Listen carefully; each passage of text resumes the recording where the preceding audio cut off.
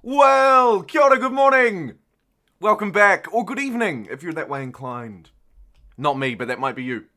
You'll have to excuse me. I've just started this video and choked a little bit on my ambitions. Whew! I'm in recovery mode. Anyway, how are we doing today? Welcome along. Today's challenge is one that was voted for by you. It is one where I don't leave my first culture. Let me take you through the game settings here at the start, just to nip any questions in the bud, and then we'll roll straight into the video. So, I'm going to play on fast mode. Blitz is too fast, but I want to roll into this challenge with some gusto because, in case you haven't gathered, I'm not changing culture. That's right! It is the Transcend Only run. So, I'm going to play on fast, not Blitz because it's absurdly broken, but fast. Unfortunately, chat voted before this live stream started, chat voted for me to play on Humankind difficulty, which to be honest I think is a massive mistake because this challenge is hard enough as it is, given the fact that you're stuck with one culture, you don't get any new traits, you don't get any new districts or units, you don't get any era stars, bonus era stars from the final, well, you can, but you can miss out on them because you haven't specialized in, say, influence, so you're missing influence. But I'm gonna honor the challenge and play on Humankind mode. In terms of map settings, I'm playing on a large Pangea, which is actually a small map. And otherwise, I haven't changed anything. Let's smash straight in. And a very good morning, afternoon, evening, hello, and welcome to Tinkerbrows, Yellow-Sided, Gareth, Captain Blight, Stinky, Snorlax, Lord Justinian, Pilot Bark, all of you, welcome, welcome. And also Devilish, I believe you super chatted. Let me replay it because it kind of happened before I even started. Or it was happening as we were starting. So while we're loading in, I want to acknowledge you, Devilish, for a very generous pre-stream almost $4.99. We're talking in the chat at the moment about which culture to choose. As a Transcend Only run, I don't get to change. So it matters a lot what we pick for the Ancient Era. Devilish says first! Full Science Ascension. When given the choice, I always go Babylon, which is also a great song by Barnes Courtney. Absolutely love it. Absolutely love it. And I think that Babylon should be a top contender for us, definitely. We also have to think about the one culture that we pick will also be the one affinity we will be stuck with forever as well. So if we choose a science one, we've got at least got the scientific affinity. We choose an industrialist, we could have an industry one. Yes, Stinky Snorlax, I saw that this morning. Thank you so much for sending me your persona on Twitter. And if you would like to be included in future games, please do send me your personas on Twitter. I saw that, and I believe at least one of you should be in this game. Maybe both of you, Huck. But definitely one of you is in this. One of you got in time. It might have been you, Stinky Snorlax, who didn't quite make it in time for this one, but you'll be first for the next one, I think. Anyway, here's a starting spot. Oh, and I don't know. I don't trust Auto Explore anymore, and I shouldn't, should I? It's allegedly not as good. Yet I just can't help but want to click that button. How about instead I use geography to my advantage, and I suppose we zoom out. Okay, so this is the bottom. So, given that we know that, we should probably move toward the top. I'm a little scared that moving this way is going to cut me off, but let's just move one at a time. Okay, I should have gone there. Oh my goodness. Oh my goodness. Am I going to get to do this 2 streams in a row? Yes!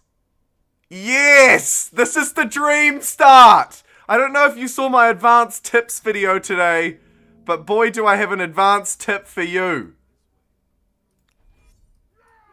Okay, so, let me take you through just how this will work. I will manual battle. I will put myself in a position that is bad, okay? I want the worst position possible. I need this thing to do as much damage to me as it can. So I've given it the high ground, and I've taken the low ground. What I should do actually is move on to that river, shouldn't I? Yeah. Okay, unfortunately, I wasn't able to have it destroy me immediately. This is bad news. Because now I'm wasting 2 more turns. Oh no! Oh, Jorkney, thank you so much for joining the mini pixels. I appreciate that. I appreciate you. Thank you so much. That is awesome. This has not gone well. In fact, this has gone the opposite of well. This has gone unwell. Let's manually resolve it, though, and try it again. I need to get down to here. And then up to here. Oh, look, a discovery. Should have insta-resolved. I may have won if I insta-resolved, is the downside.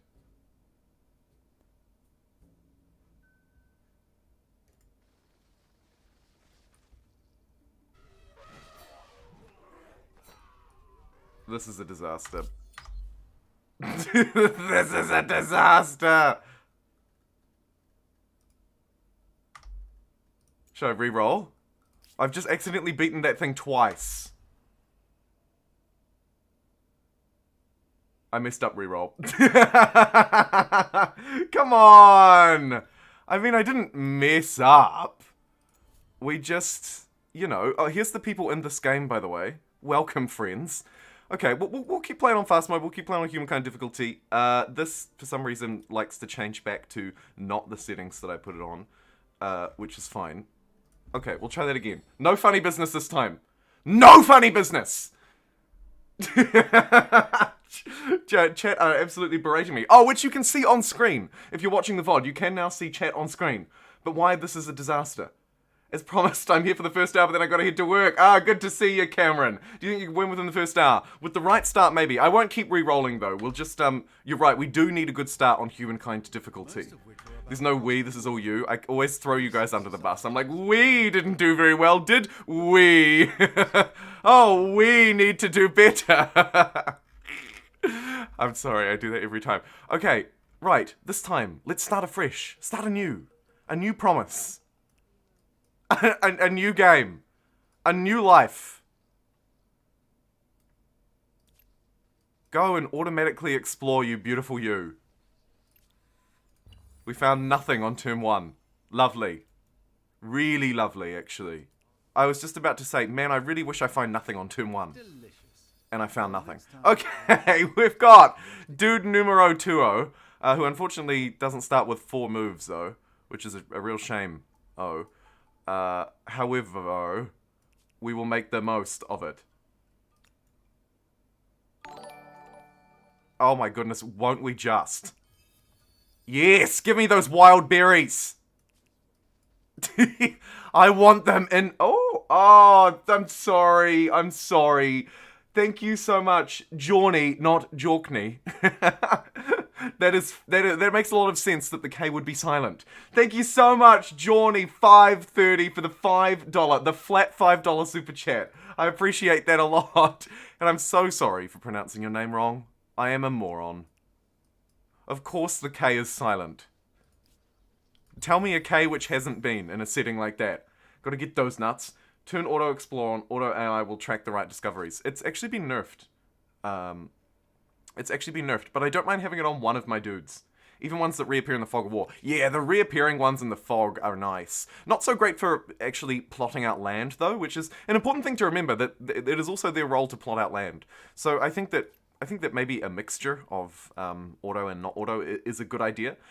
This is a great starting position. This is a great starting position. Oh my goodness, you're right. This is a fantastic starting position. And look at that, we can enter the new era. I don't know if we actually should, though. Welp, the Harappans are gone already. Welcome to Humankind difficulty. Let's see who we've got to choose from. We've lost the Myceans and the Harappans. Probably the two really top contenders. But that's okay, because we do still have the Babylonians, the Egyptians, and honestly, kind of not mad at someone like the Nubians or the Olmecs, even. So I reckon we persevere. Because the start is quite good. I reckon we persevere, but I also think we should hang around in the nomadic era a bit longer, anyway. This run seems to me like this run would only really be successful if we stuck around in this era, right? So what I will do is end that poll in which you guys voted for Babylon and put up a new poll in the chat for those watching live. You've just ran straight past this, which I really do quite want. I'm sure they'll get it next turn. we were never going to get our choice anyway, playing on Humankind difficulty, is kind of my point here. So, while it seems bad, I argue actually it probably isn't. And if we stick around in this era, ideally we would get the knowledge stars, to be perfectly honest. Not getting the knowledge stars is a bit disappointing. But we'll try it anyway. Let's add another refugee to this army. Absolutely spam out like 1 million freaking people. Split these ones up. Send this one back to that deer. Send this one up here. Fluking through a discovery on the way. Brilliant move. The idea here is basically just that I get a whole load of population, right? Like, that is kind of it. It's just like, work your way up to pop and win the game. I'll just manual resolve this just in case. Because I was technically gonna lose. Oh no, it took the high ground. Anakin, why? It's probably fine. Hey, stage, Castaway. Arnold, good to see you. Get that Neolithic legacy. Yeah, I think we need the Neolithic legacy. It's unfortunate that I have so far have got 0 knowledge stars. That's something that could probably use a bit of work. However, we're getting there. Oh, this terrain is really awful. Let's send this dude up this way, I suppose. You were my brother, dear. I loved you. No! Okay, finally, let's get some of these wonderful things and maybe put you on auto explore now as well. You can go off and find some stars that way. You should probably just run down and get this foodie one. D's nuts? It was D's nuts. Love it. Love it, because now you can go off and do your own thing. Should really fight that deer. Insta resolve, insta success, brilliant. There's our hunter star completed. Now we're just looking for those discoveries. Discoveries! Oh, we can also put down our first outpost, and I feel like this starting spot is quite good, that we should just claim it right now. 14-15, a nice balanced outpost. Let's do it. We're claiming stuff already because we're mucking around in this era for too dang long. Or maybe not long enough. Let's keep exploring. Let's keep exploring. 2-to-1 watching to like ratio. Come on, people. Come on, people. Thank you, Huck. I appreciate the call to arms. What do I want to do with this unit? Probably just auto-explore it as well. Now that we've got our first sort of city down, let's also take a look at this culture screen. Okay, we lost the Nubians too. That's all we're going to lose. So now we have a really clear picture. A really clear picture on who we can choose. I think that the deck is already stacked against us a lot. And Babylon being a scientific culture may be very helpful. The Egyptians, however, we could play them. We always play them, but really, they're probably the strongest because of their extra influence. That being said, I think that actually I'm gonna remove them just because we've played them so much lately. I feel like maybe we don't choose them. I'm gonna put the Olmecs in, as I know in Ace Light 1, what am I thinking? That's probably ridiculous. But they're food and they're influence, so I'm gonna put them in. And then as my final option, I'm gonna choose Zhou, because we do actually have some mountains nearby, and the +5 science and the stability forever might not be terrible. I think those are the choices. I'd love to choose the Mycenaeans, but I mean, I'd love to choose the Assyrians, but they just don't really compare to the Mycenaeans. So I'll probably leave them out. I'm a pixel in spirit right now. So I think those are going to be my 3 top choices. I think it has to be, for this run, Babylon, Olmecs, or Zhou. Babylon, Olmecs, or Zhou. I think the Olmecs are the worst pick, and I think that Babylon is the best. and it would be interesting to see a Babylonian playthrough. We get food and science with them, which are two things we probably need. However, let's just keep mucking about. There's the knowledge star, thank goodness, as my people explore left, right, and center. I wonder if it's almost worth hanging around here a bit longer.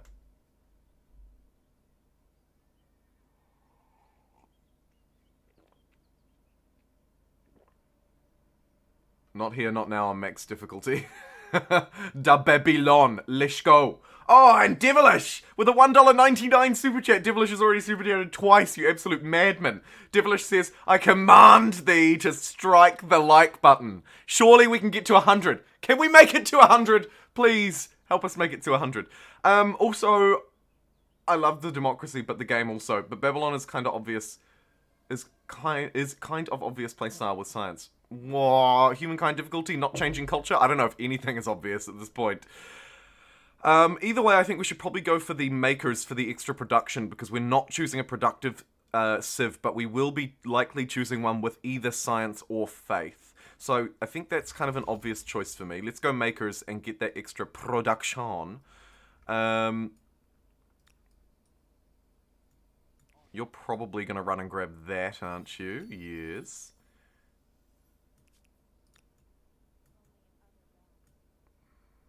Do I want to bounce now?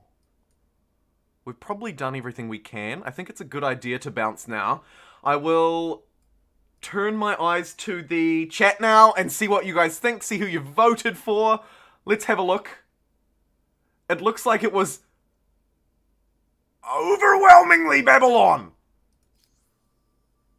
What do Babylon do? They're actually one who, and I know I say this every time because it feels like I haven't played with anyone, but they're actually one that I'm quite keen to see.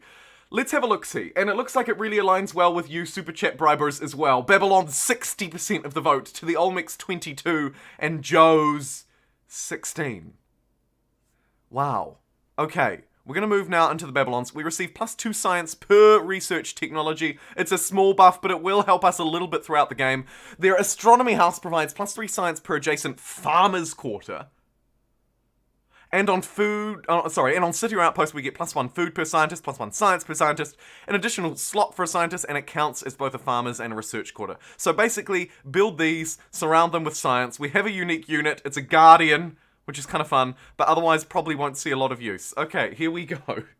The moment you've been waiting for. We're moving through. Why does he call Zhou Zhou? It makes me think of that one Avatar episode called Admiral Zhou. Big mood, big question. You must be new here. Welcome along. Why stay in the nomadic era so long? I wanted to complete my knowledge stars, that's why. If you stay and complete the knowledge stars, obviously you haven't seen today's tips video, but I won't hold that against you, I suppose. If you complete the knowledge stars, you receive that additional event, which I got, which gave +1 industry on basically all of our tiles forever. So it was pretty good. It was pretty good. And I did it. Yeah, so that's what's happened there, if you're curious. We can probably go and fight that deer as well. And here we go. We're gonna need a lot of farms. You're right, and usually I don't acknowledge farms. Might be a good idea to surround the astronomy house with farmers and science quarters. Well, the science quarters come quite late, so I think probably it's, regardless of if it becomes a good idea to swap them out later, it's probably a good idea to surround it with astronomy ones first, right? I think that's right. I mean, I'm also a moron, but I think that probably is the right thing to do. Let's ransack this sanctuary because I don't want it near me at all. And I think we immediately evolve this into a city. And we will get that pottery thing first, just because I love that pottery thing. That sweet pottery thing. And then this wants to be surrounded by as many farmers' quarters as possible. So even though the game recommends there as a good idea, I would actually only have 3 slots around it, because this is taken up by resource, this is a mountain, this is a city. Whereas here, I can get river, river, river, river, and that tile. So I think that this is a much better spot. So I'll queue that up second. And we do have horses, and they do provide science. So honestly, going domestication first, not terrible. But I'm going to go calendar to kick us off. Kick me off with a calendar, baby! Kick me off! Get a big production city in the south. Oh. Oh, yes. Where are my boys? I need them back here to be claiming stuff for me. Let's manually control this one and start claiming some of this because, yes, you are absolutely right. Look at all of this. Man, we can get some cool cities down here. Marble as well. Oh my goodness! Kerr Andrew! With the £10 super chat. You mad yellow super chatter you. Kerr Andrew says, yo, wee Scottish wood lover here. Thought I'd send you a tenner. Tell how much I love your vids. Haven't played a strat game since Black and White 2, and you've made it awesome. Cheers, mate. I'm so sorry for that accent. I don't know what came. I'm so sorry. In stream immediately. I'm not taking the mick out of you, and I so appreciate that £10 super chat. That is massive. That's like more money than a video would make in its entire lifespan easily. So thank you so much. Jacob Mott, no problem. The piano should take priority. Welcome along, friend. I'm so sorry for that accent. I'm just so sorry. Give me my name back. Yeah, totally. Alright, I think we want probably +5 influence on the main plaza. That's worth spending 10 influence on, I would say. And then as far as legitimacy goes, creating the outposts for cheaper is absolutely worth 13. So let's smash out both of those. Those first civics are no-brainers. And honestly, most of the time, it's a no-brainer to choose the two left-hand options as well. Sometimes the right-hand one may be better, but honestly, a lot of the time, it's left or bust. To be frank, it is left or bust. So that's fine. Can I do this fight? Please. Okay, maybe not. Good representation? We like that? Okay. Okay, the accent has not got me cancelled, so that's a good start. That's a great start. Although, my Scottish friend will probably never super chat again, but that is just a-okay. Go Ethereum. Right. What am I doing? Oh, stage 541! Thank you so much for the $5 super chat. Stage. The best stage. The only stage. Thank you so much. I hope I'm able to keep my culture. Oh, I hope I'm able to keep my culture too. Imagine if someone took it from me. Wouldn't that be a disaster? Okay, let's get moving. So this unit I'm manually controlling because I basically want to get to where I need to settle my next territories. And here looks pretty good. So I'll move this unit here to get ready to start claiming those territories. It may also be beneficial just to start claiming some other ones out this way. How much does it cost me? 15 influence. Yeah, we need to start claiming actually like way quicker than I thought. So let's go. This one does actually border the capital. Just borders the capital here. So we could maybe settle one there this turn. We've also got these units which want to settle there. Okay. I see you. A 10-12 is probably as good as we can get.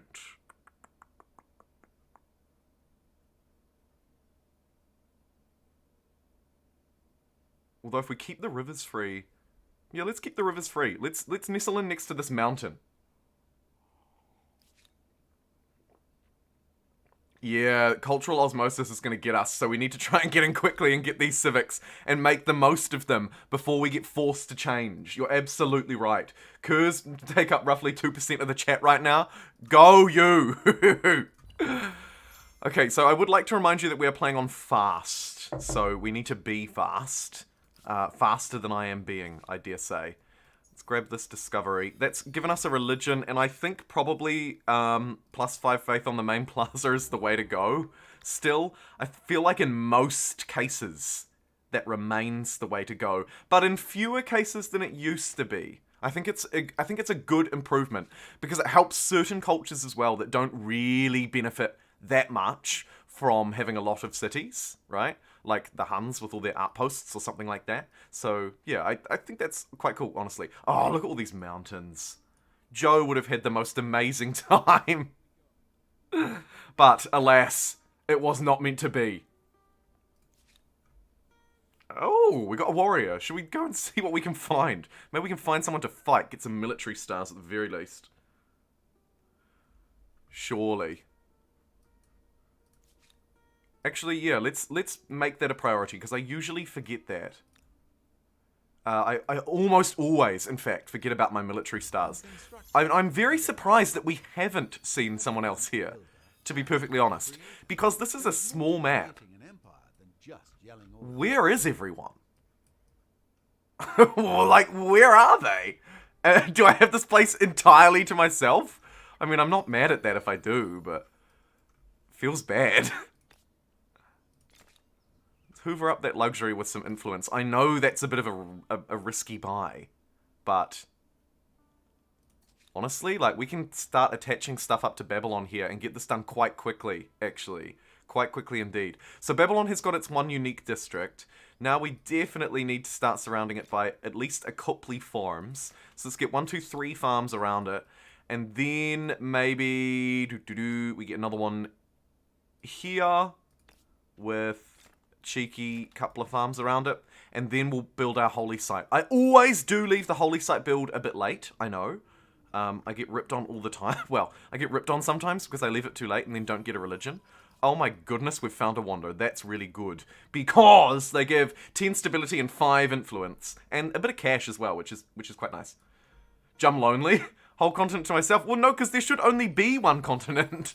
This is it's meant to be one continent. Like, it's meant to be close and personal, so I don't understand. I don't understand what's going on here. Where are the peoples? Okay, well, here's at least... here are some mercenaries, so I'm at least not the only life on this planet. That's something. Grab the quick domestication and... carpentry, and then irrigate. Actually, we'll go irrigation, then carpentry. Because irrigation's really good. Hey mate, have a great stream. Busy at work, we'll catch the VOD though. Ah, thank you, Scott! Have a great day at work. Okay, so we've managed to surround these guys on absolute accident here, but we could actually... have a bit of fun with them.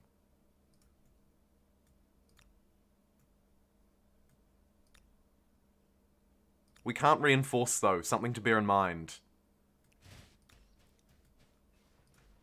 But we can 2v2. I would prefer to 3v3. Let's try and 3v3.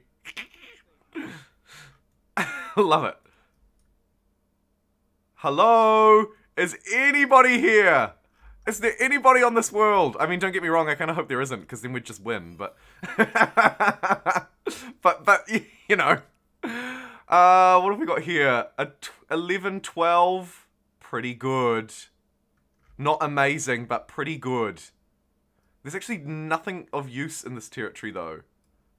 Although I guess it gets us down to neighboring this one, so we should probably just hoover it up. Let's do it. Let's do it. What is the map size? All the things are always in the description if you're ever tuning in and wondering, like, what's he playing? How's he doing? This is a small map. Yeah. Ridiculous. Am I right? Oh, speaking of ridiculous, who was that? Oh, Stinky Snorlax. The literally smelliest Snorlax of all. Gonna lurk as I watch Walking Dead episode.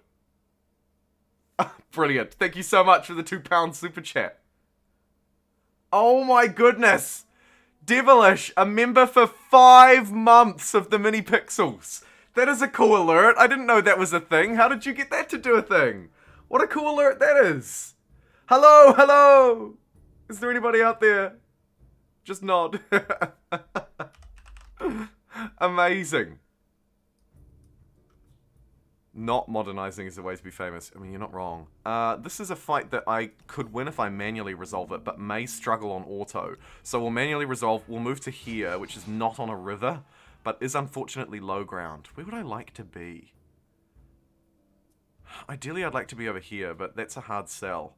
So I'm just going to defend. And they're going to come down to the low ground and attack me on the low ground. Good move. You played that very well. Let's take advantage of that while they're poorly positioned. And take the win. Take the draw! Ridiculous. Who is this person? Nook. Loyal, trusting, vindictive, plus 20% industry, plus 10% industry, defensive to the end. Wow. Wow. Well, that just... I feel like I got a little bit ripped off there. I'm not gonna lie.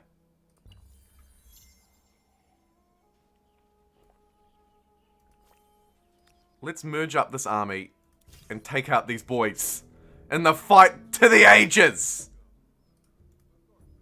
And actually, we should probably swap these ones. Okay, quickly, fall back to the high ground. Or at least to a river or something.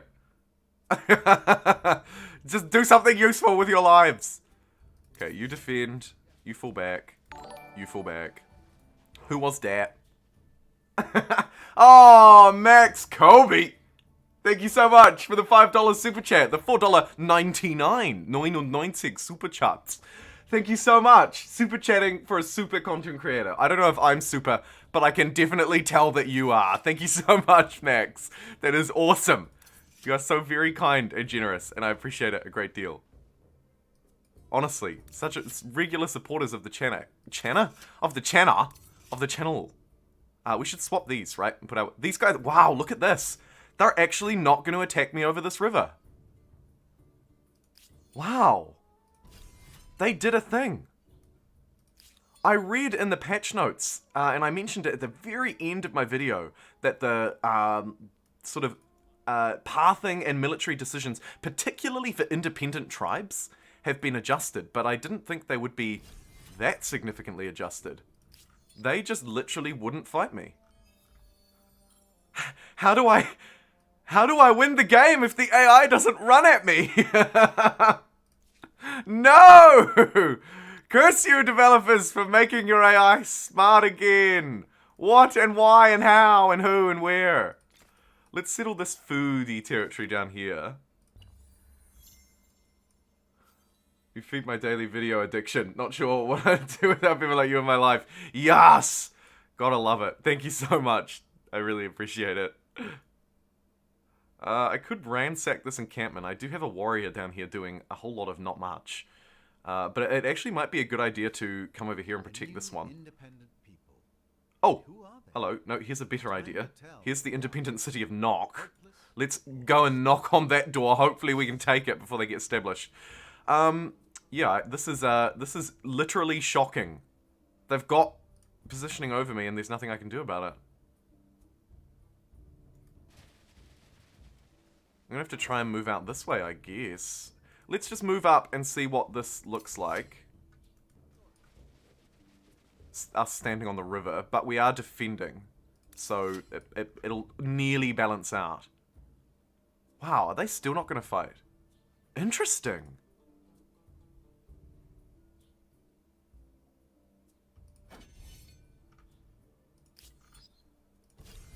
Huh. What if I auto it? Now it looks like it's just glitched. I've broken them. They just don't know what to do now. Like, wait, wasn't there a plan before to... Huh? Huh? Ooh, let's get that. Okay, here we go. I just needed to move my other units. So, yeah, no, look, that warrior is taking an absolute beating fighting on that river. That's a disaster. Do not engage. Repeat, disengage. Okay, now they've moved on to the river. Oh, dang it, we just didn't quite have enough turns. Somehow, so they were definitely smarter, because they outsmarted me and they baited me into the river. We swapped roles. I was like, oh, weird, they're not running onto the river. Let me run onto the river instead. That is very interesting. That is very interesting. I love that every time I play this game, there's something new for me to figure out. You know, like, that's so cool. I've got so much gold. Let's upgrade things with money. Get these luxury resources connected. Also, do we have the +2 food on river? Seems super good for us, considering just how many rivers we have. So I'll put that ahead of that astronomy house. Or, sorry, slightly behind that astronomy house. Let's also go Reuting, I believe. Quite important. They're defending, they don't need to attack to win. Yes, but they have usually attacked to win in the past. Holy site! Holy site! Yep, let's queue up a holy site.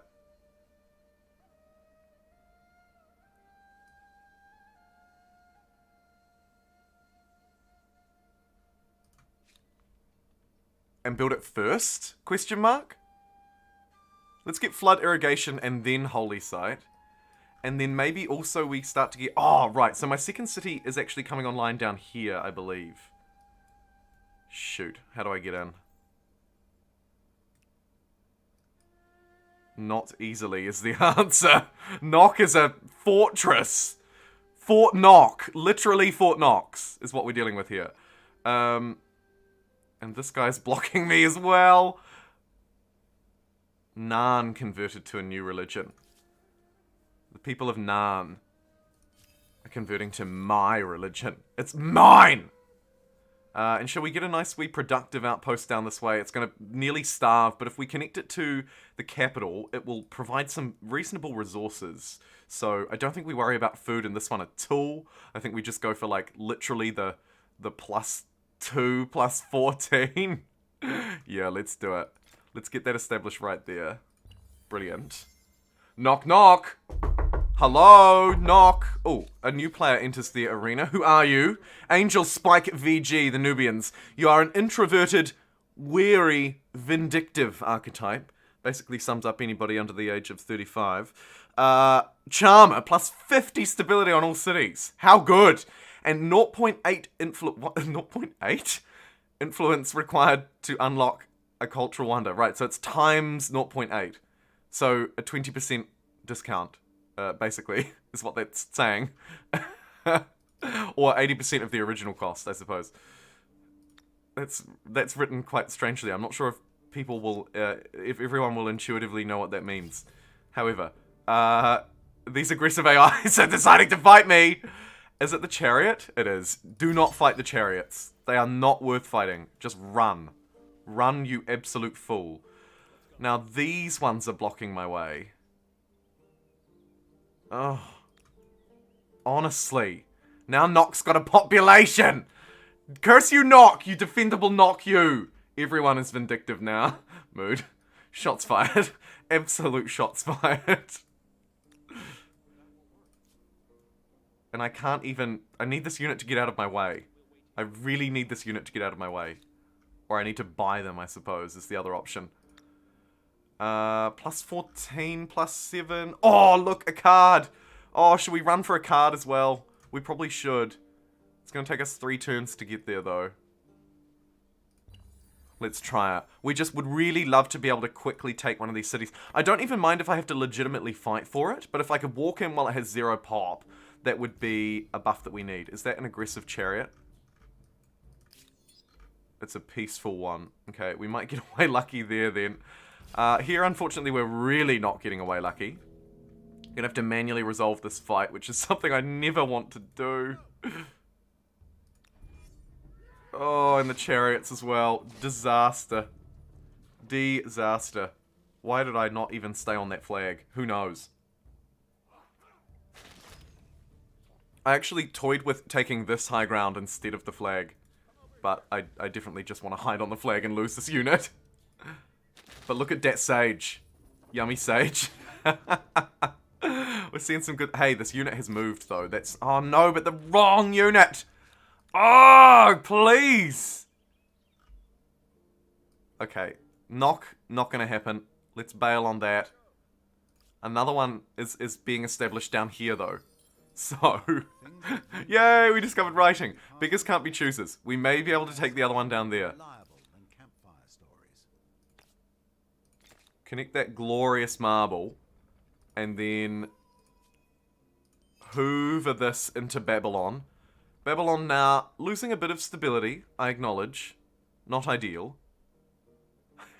But in one turn it'll start building its holy site, and that should just help it along. So that's fine. I think that's fine. I'll allow it, nonetheless. What's the next most important? Maybe philosophy. Should we just do the science thing? Let's do the science thing. Should I do the science thing? This is my first, by the way, Transcend Only challenge. And I did not do any prior research other than what I already know about humankind, which is maybe, you know, slightly more than the average person, perhaps. I've played this game a fair bit, it would be fair to say. Well, it's not disingenuous to say that, let's put it that way. And thank goodness we have events this time. We've got forced labor on Babylon, which will help us rush out that holy site. I think we do that, and again take the stability cost. Don't look. You stability folks, don't look. Nothing to see here. Everything is fine.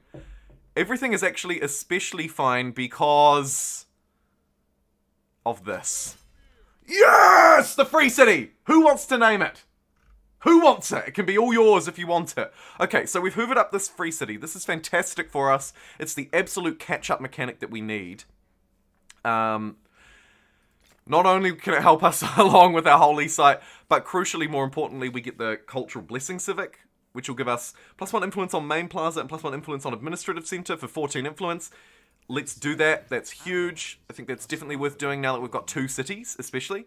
And we can start to get it earning a bit more influence as it goes. Actually, let's buy it at the pottery workshop. This will help buffer even more, right? No city for me, just worship, thanks. You got it. You got it, Devilish. Worship all day, baby. We could even attach this up immediately. It doesn't have any resources. It could just provide a little bit of extra benefit to this city. Let's do that. And then maybe we connect another territory to the right of it as well. So we'll probably make that a priority in future. But for now, let's get perhaps our astronomy houses down, actually. How do you like me now? Wa-bing, wa-bang, wa-boom.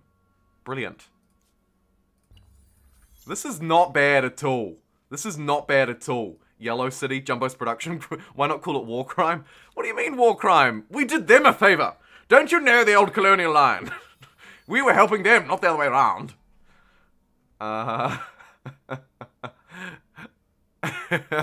Is it a super productive city? It's actually fairly even, which is nice. I suppose because, just by the nature that it is a city. Its yields are actually dreadful. But, oh, Zhou. Imagine if we'd got Zhou. We could have built a district in here that would get 4 adjacency from the mountains. Oh, the only downside to playing a run where you don't change culture is that you really want to change culture all the time because changing culture is so good.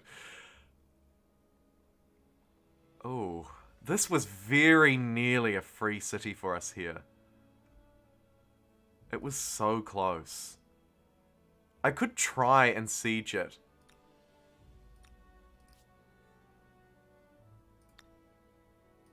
Let's just throw some money at them instead, though. Let's pick them up peacefully. But also I'd quite like to fight them. I'm like, fight me, bro. You won't. Anyway, what am I doing here? Probably a +5, +14 is pretty dang juicy. Let's hoover that up. Mainly just for the resources, but it'll get that outpost established really quickly, which is wonderful. We're actually doing a pretty good job at establishing outposts quite quickly this game, which is a break from the tradition. You what, mate? So there we go, so productive. So not picking Zhou has advantage. Well, yeah, I suppose. I mean, I don't know if it has a full advantage, but definitely it has some upsides, you're right.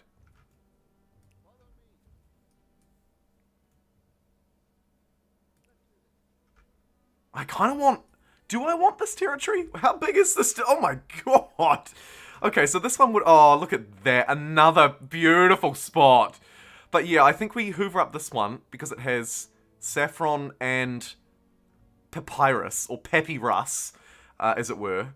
And then also this one, because this one is fan... Oh, look, borders. And the borders are the player that we haven't met yet.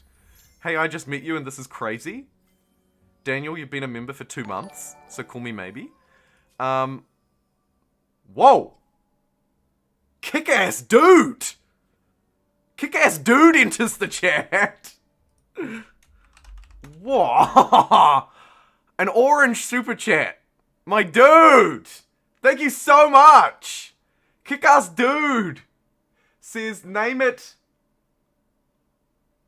Qualinisti. Qualinisti? Qualinisti? I don't know what that means. Am I being tricked into naming my city something... Ooh. Halong Bay! Oh, give it to me. Bay. Let's hoover it up, like, immediately. Thank you so much for the super chat. Oh my goodness, I will absolutely name it that in a heartbeat. You are so good. Thank you so much, kick-ass dude. Qualinisti. Brilliant. It's me, Puppy. It's Puppy Russ. It's from the Dragonlance books. Oh, brilliant. Don't forget to save some influence for wonders. Yes, in this stage in the game, you tend to miss all of the wonders on Humankind difficulty. I find that I don't often get them until around the third wave. But you're right. I should at least try and save up so that I can at least get a wee glimpse, right, into what could be. Do I want garrisons? Probably a good idea to get garrisons unlocked. And do I want the +1 leadership cap? Yes, I do. But I don't quite need it yet, so I'm just going to save up. Is the plan there, basically. Faith, if you control a religion, Kai, faith is super strong. I'm going to do a faith-only run. I sort of accidentally did one a while back. But it wasn't faith-only, it was just like sort of a lot of faith. But I would like to do a faith-only run because I think that actually religion is a lot more powerful than what we give it credit for.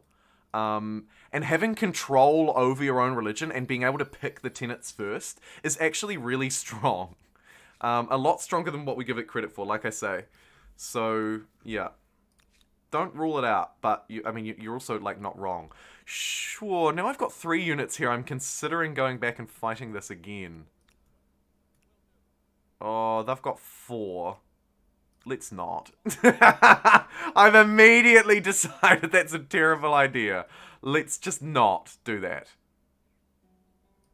But I will run down here and hoover this up. I'm going to go out hard and fast to take as much of this land as I can. And we're getting our era stars, which is brilliant. Let's continue to do just that. Bearing in mind, we are... Ooh, bronze working. Hello. Bearing in mind, we are, unfortunately, going to be stuck with the scientific affinity for a very long time. We've hoovered up Halong Bay, which is cool. Oh my... Another AI tribe down here. What is going on? They're everywhere, bro. Oh, and it looks like actually I need people settling out this way in a hurry. So let's do that as well. Hoon through to this trade post because that's likely a good spot for a city. And you, my friend, can just maybe just head around these units. We don't need to fight them. Need a face cam? Oh, you don't want that. You don't want that. You'd be put off by how sexy I am. I'm just kidding, it's the opposite. 14-7? Hardly know her. Let's do it. I'm wasting literally all of my influence because I just can't get wonders at this early stage on Humankind difficulty, so what's the point? Who's fighting me? Where are we? Oh my goodness, we're way up here.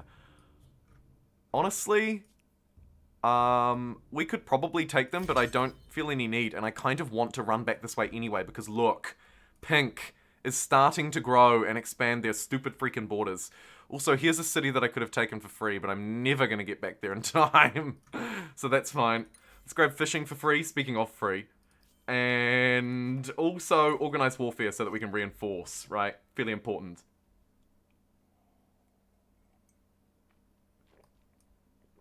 If you don't have stability, you're not going to be part of the Holy Trinity.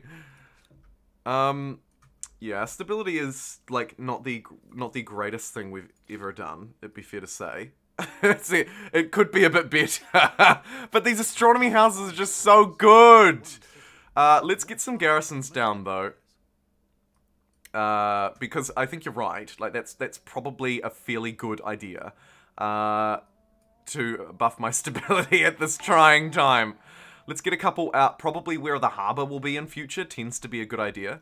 So, like, a couple out by the coast, and then a couple, perhaps, near the city boundaries, or in logical defendable spots, right? Like, maybe this boundary here, for example, could be a good spot to hide in. Although, if I'm defending this territory, it probably wants to be up on high ground. So, let's get a couple of bad boys, Wabamo, up on that hill as well. That'll make this spot nice and defendable. And by prioritizing these districts ahead of the food ones, I can hopefully space out a bit of stability throughout and try and improve as much as possible. Although I can also get more of my uniques. Oh my goodness, not more of my uniques. Please no. Holy fudge, dude! Christian Knight! Oh my god! What the heck? Are you sure about that? That is huge. Christian Knight with the $50 super chat. Jeez, dude. Christian Knight says, been on vacation and don't have a computer with me. So I've been getting my Humankind fix through you! Love your content! Oh, that is awesome! I'm so glad that I can bring at least a little bit of joy to you. Thank you so much for supporting me to do this. Holy dude, 50 bucks. Thank you. And Huck followed hot on your tails with a cheeky $2 super chat. Tell us something about yourself we don't know. Oh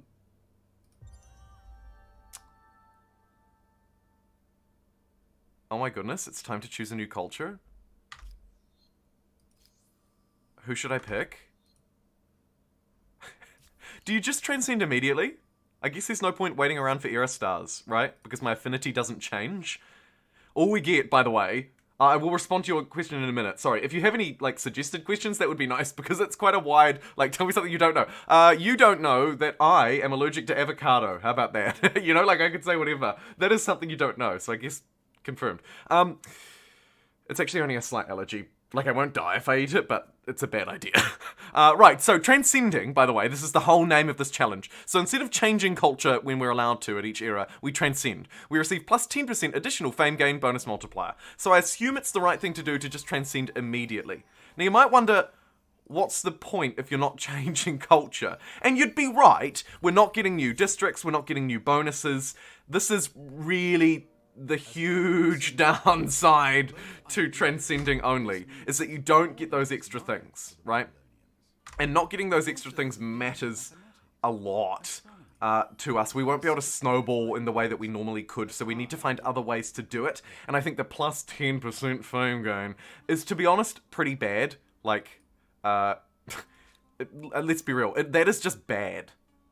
Like, that is not enough to make you think, I might stay with this forever. But it could be enough to make you think, you know, I might stay with this culture for a bit longer. I reckon I can manually fight this too.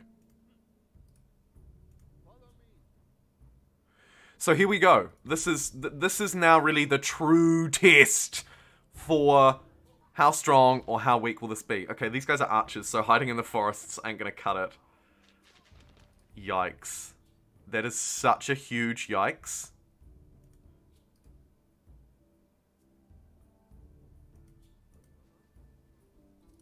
I'm just gonna auto it and see what the AI does. We'll use this as a learning opportunity.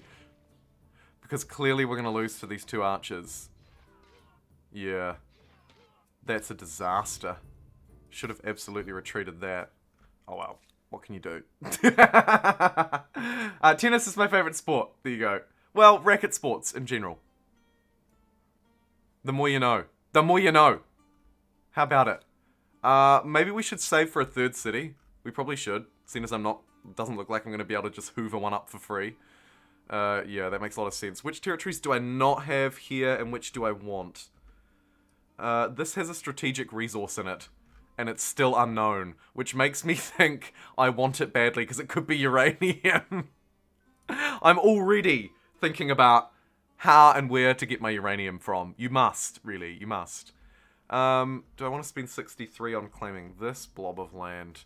Actually, yeah, I do, because the Huns are rapidly encroaching on this border. It's such a huge yikes. How can we make this as defendable as possible from the Huns? High ground, river. It ain't easy, chief. Maybe around here. Yeah, let's run around here and plop that down.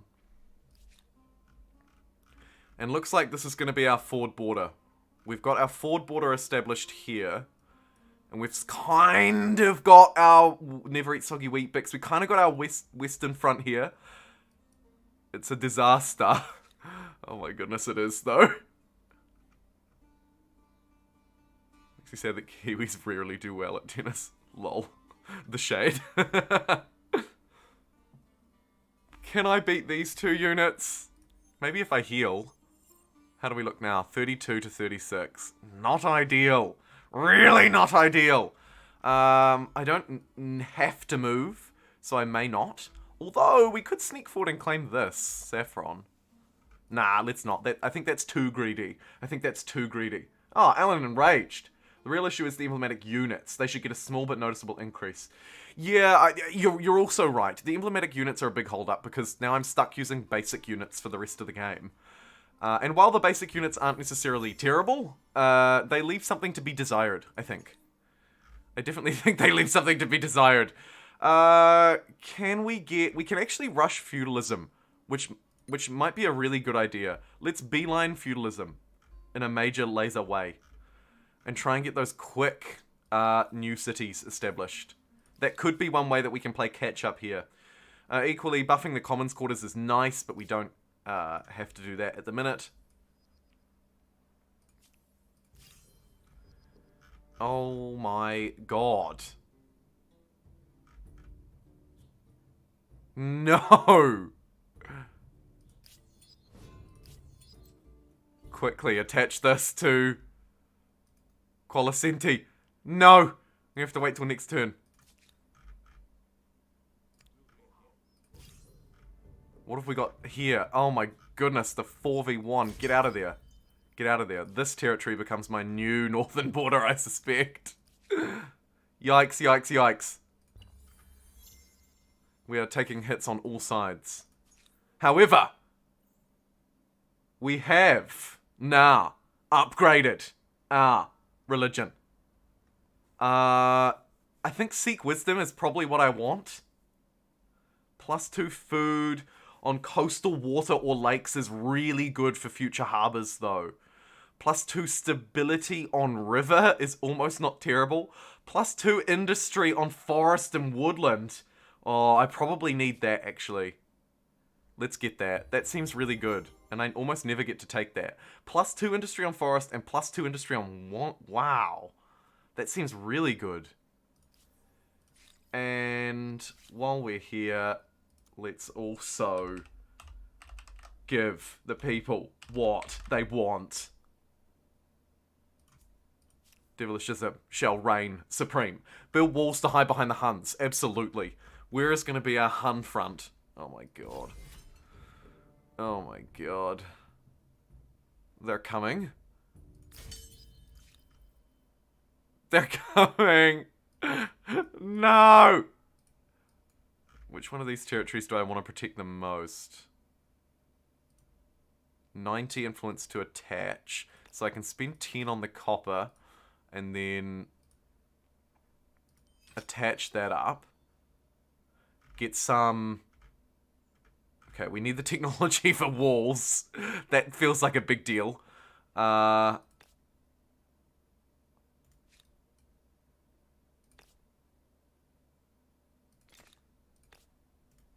Yeah, maybe some garrisons, just in the meantime. Get a wee defendable one in there. And another one, maybe a couple up on the ridge here, I guess. It's like kind of a nice spot. Let's do that. This unit needs to just absolutely run for cover. Hoover up those horses, though. Your people see it. Please change your holy site appearance. Yes, we'll do that next time. Power. Only your friends know of the extensive wine cellar. Just gonna keep running. Oh no! This is not where you want to run against 2 aggressive AIs. Let's buy them, actually. Great! Yes! Where did they come from? Knock? Knock is gonna be mine. This one is also just inadvertently gonna be mine. Religious tolerance. +3 influence on territories following my state religion. We could maybe buff our religious game a bit. The Huns are just gonna run all over me here. Disaster. Need to attach this to Babylon, probably.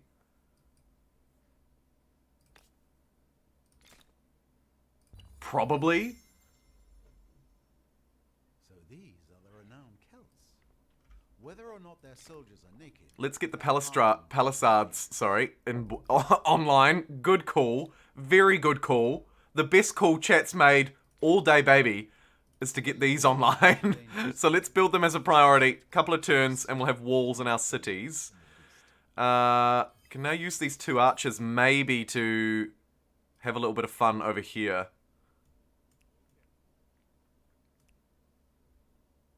Yeah, let's try that.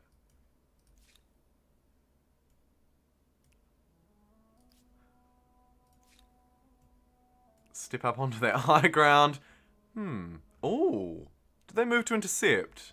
Nearly. This is a fairly good spot for me. I just don't know if we're quite strong enough to win this fight. However,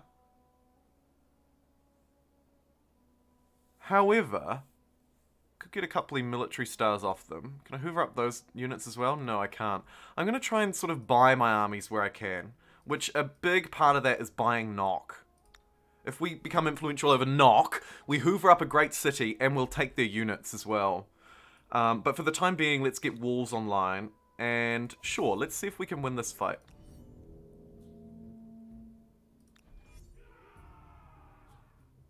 Focus fire on this unit because it is the most devastating one of all. See how much damage it does charging at me. So much. Lucky these are just barb units, so to be honest, I don't super mind if they die. Which I know is terrible, but I just don't. Oh, this unit has no movement left. What a noob. However, actually, we've done a pretty good job there. We took out their chariot, which is the one that I'm mainly scared of, because we can come in and sweep up this archer next turn with a melee unit. It's just the chariots that I really am afraid of. Best defense would be rushing medieval anti-cavalry. Yeah. Not a bad idea to get one of those pikemen on board, huh? I like that a lot. Okay, let's join the battle. Get this archer to just fire away at that, I suppose. Oh no. Oh yes. Goodness, we just made it in time too. Attacking off the river, not ideal. But do a little bit of extra damage. Get one more shot off with these archers. Man, they've been absolute heroes. Honestly, look at them go. Just defend there. That was a defeat, but only just. What a stupid defeat that was.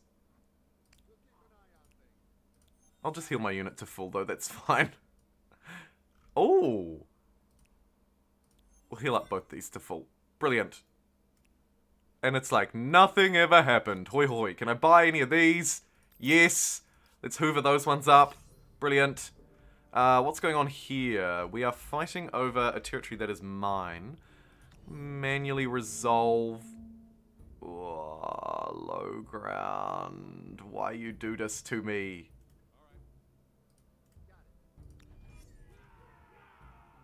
Here come the Hunnic hordes. Hide! Hide in fear of the Hunnic hordes. We are rapidly trying to get cities online and improved here.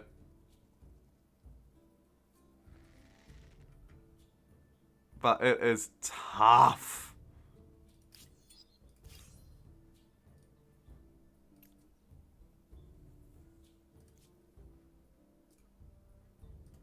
Battle seems to just be taking its sweet time. Yeah, look, these hordes are too strong. These hordes are too strong. We need to find other ways to beat them. Right, so first things first, we want to get more cities probably online. So let's try and get one more city here out of one of these. We can also claim a wonder though. Wow. Oh my goodness. Oh no. Oh no. Oh, welcome along, Daniel. Let me try at Gareth. Jumbo bro, gotta not change my religion building. Okay. Right. Should I take a wander? Which one do we think is better? Do we want Halicarnassus, the mausoleum, for +2 science, or do we want probably not that. The Hanging Gardens will give us a luxury resource, right? Oops, one of them's in capital and one of them's not. But that wasn't... that's not intended. That's not intended. Which wander should I take? Let me know in chat. Kia ora, no name. No stress. Welcome along. I think the mausoleum would give us +2 science per district on all cities and outposts. So that's a great future buff to all of our science. And we are already a scientist, so honestly, not a bad idea to focus in on our strength. However, the other option is the Hanging Gardens of Babylon, which will give us the wondrous effect on a wonder that we build it on. So we can instantly hoover up the wondrous effect on something like Papyrus and get +5% science per one that we connect. We'll be able to connect a lot of them in future. And +10 stability. So we could get +25% science, potentially, from a fully connected Papyrus. It's a close call. It's a close call. We are playing as Babylon. So the Hanging Gardens of Babylon feels like it would make sense. But then, honestly, getting the immediate upgrade, connection, blah blah blah, on the Papyrus, not a bad move at all. But regardless, I think we do connect a third city here. Purely because walls are a thing. We'll buy the Pottery Workshop and we'll smash out, literally just straight away, do not pass go, do not collect $200, some walls in the city. So needed. And a card, we're working our way up on a card, but we can't seem to hire the units because they're peaceful, I believe. That's okay. Wow, it's a really close vote in chat. It looks like the Hanging Gardens are going to come off, but it's close. I know I've just spent all my influence building that city. It's only going to take us a couple of turns to earn it back. So I'm not worried about that. In case you're wondering. No, you just spent all of your influence. I can hear you. I can hear your cries for concern already. Don't fear. It was very much purposeful. Let's fight this unit. Got a little bit of an army floating around in this territory now, which I like a lot. Insta-resolve, insta-success. Brilliant. Yeah, this is good. This is good. We've got 4 units roaming around. Granted, they're not all mine, but that doesn't matter. We're nearing a new tenet. Yes, we are. We are but 2 followers away as well. 2 followers away. Man, it's a close vote. Hanging Gardens will lock the wondrous effect for you. On max difficulty, you will have difficulties getting any more before the AI. That is true. That is true. The Hanging Gardens is really one of our few chances to... Although, we could beeline patronage. So, maybe we have that on side. +10 stability to trigger another thing. Is the +10 stability the best one here?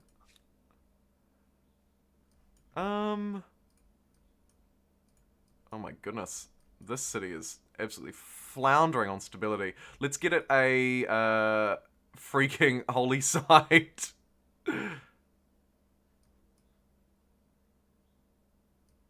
Where do I want it? Honestly, probably just like there. Let's get that holy site as a priority, in fact.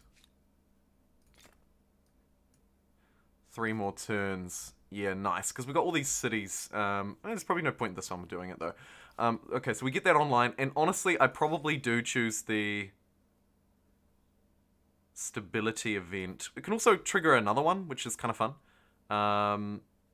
So yeah, let's do that. Let's do that. So important. The city is literally, like, actually about to be... They are literally mutinous right now. Oh, shoot. We need to get this holy site done immediately. Ah! Everything's fine. Babylon doesn't need stability. We don't really need the movement. Let's go with the +5 science on our unstable city. Can I buy a garrison outright? I could expend 5 pop to do it. That feels a bit desperate, though. I don't think that's needed. Let's just do the holy site. Every little bit counts? Question mark? Sure. Actually, every little bit does count. To the point where, if I go expert policy, we might be able to eke a little bit more industry out here in these cities. Yeah, look, we can. And just shuffle those boys around. Try and squeeze a little bit more out where possible. It'd be nice if I could combine some of these armies, but I think they're all rented. So yeah, they're not gonna let me do it. Classic. Classic. Should we get these guys out of our land as well? I think we should. Insta-resolve. Insta-success. Military stars. Left, right, and center. Oh yes, thank you. I must change the look of my holy site, or you guys will literally disown me. Amazing. Okay, I will try my very best at least. Hey, what happened to my influence over Knock? Oh, I fought their units and now they hate me. Mood. Oh well, we'll work our way back up and remember not to fight the peaceful ones now. Sorry, Knock. But also, how not sorry am I? The answer is very much. Let's chop down a forest while we wait. Revolt just like my city? No, it's gonna be fine. One turn. It's fine. It's fine. In fact, I'll speed it up with the 2 pops. How about that? What a deal. What a deal. What a time to be alive. Let's give it a public fontaine. Maybe. Nah. Sure. Give it a public fountain instead of one of its garrisons, perhaps. And then, what could it benefit from? Probably the rivers upgrade is just a really good one, so let's get that. And also, I feel like the +1 industry on forest is actually not quite as great as you might think. We can now take Babylon off expert policy and just put it back to balanced, which will just allow it to do its thing. Brilliant. Get that. Oh, I guess we don't need to prioritize these districts because they're not being replaced anytime soon. Hey, vey. I'll get some of these industrial ones though. I think they're pretty important, and I should probably front load them. As opposed to building more infrastructure, I could use my scientific affinity. Yeah. Yeah. I just feel like the infrastructure is so good, though. Particularly if it's going to make me industry, because that industry will turn into science. But you're right, there is sort of a balancing act and a trade-off to be made, I think. Ooh, a piece of candy. This one we can actually hoover up, so that's nice. We could also consider maybe moving a bit further inward here. Like taking this strategic resource, maybe popping down to the south, actually. Let's have a look at this territory, because this one could be quite defendable and be quite useful in sealing off this whole bit. Oh my goodness, I need this one next to Babylon as well, don't I? Jeepers. That's a bit of an oversight. However, needs must. Might put this archer on auto-explore too. Remember, it doubles my garrison stability. Yeah, that garrison upgrade is really good. That garrison upgrade is so good.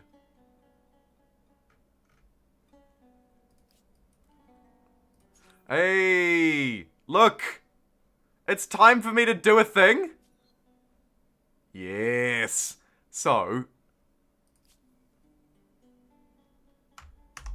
something really important to note, and if you're not familiar, let me educate you on something I always forget to do.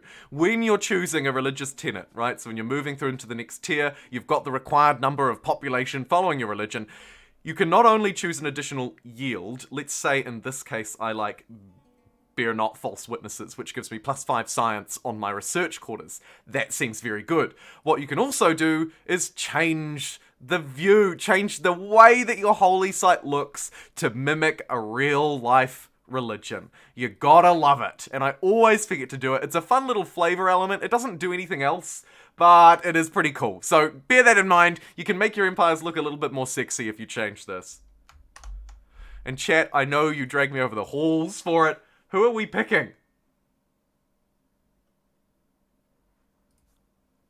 I did hear call for Zorro earlier. So maybe we go Zorro.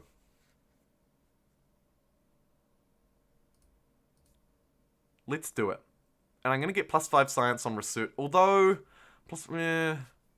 stability on garrison, money on makers, enacting civic. Yeah, it's got to be this. Let's do it. +5 science on our research quarters. So our research quarters will be very good. If we can get them online. I have so much to build and so little time to do it. A barrier or a blessing? Whoa, plus 13, plus 20. I am so glad we ran this way. Let's hoover that up. Another wonder our first wonder can be claimed, and you guys voted for the Hanging Gardens of Babylon. So let's hoover that up. Honestly, this is so big, I should probably just build it, like, right now. Do not pass go. Do not collect $200. Smash the walls out in Sipar. Attach the outpost to Sipar. And then let's get in Babylon, which seems only fitting. Let's get the Hanging Gardens of. Although, actually, we do want to make the right strategic decision here, don't we? Which one do I want to get? What one do I want to get, actually? I'll throw a poll to you in the chat. I'm going to ask what kind of resource we should focus on. Because remember that whatever we place this on, we will get the wondrous effect immediately.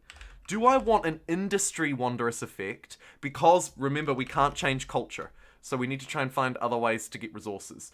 Do I want a scientific one? Or do I want a food one for growth? Okay, so basically, for those unfamiliar, the way this works is you build the Hanging Gardens of Babylon, you get the wondrous effect from the luxury resource that it's built on. So, for example, if I build it on this obsidian, I will get the wondrous effect per obsidian that I control. So I'll receive plus 5% industry for a maximum of plus 20% industry if I control all four, and some stability. Okay, so that's what it would do if we do it on an industrial one. If I do it here on this papyrus, I'll get plus 5% science. So that's a total of up to plus 25% science for doing it on the papyrus. What other options do we have? Food. Plus 5% food for saffron. There are 6 saffron, so we can get up to 30% additive bonus from hoovering up all of the saffron, which we can do quite quickly, worth noting. Any other examples to give? I suppose there's salt as well. Plus 10% on all cities. What? And plus 20 stability? Salt is actually really good. Industry builds. You can build your science stuff. You can't build science stuff without industry. Very true. Very true. We need our industry to snowball. And indeed, most of you think that. I actually thought that food could have been a fun way to do it. Feel like the science multiplier would probably have also been pretty good, but you're right. Industry is good. However, salt would be a great pick for me. Salt would be a great pick for me. It's a tricky one.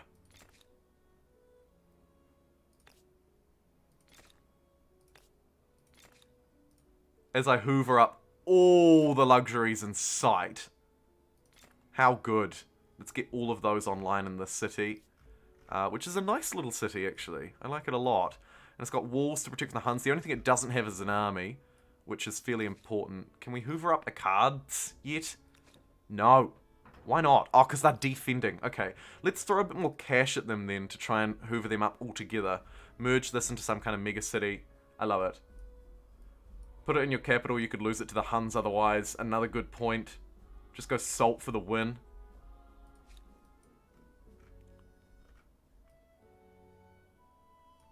I will put those resource extractors ahead.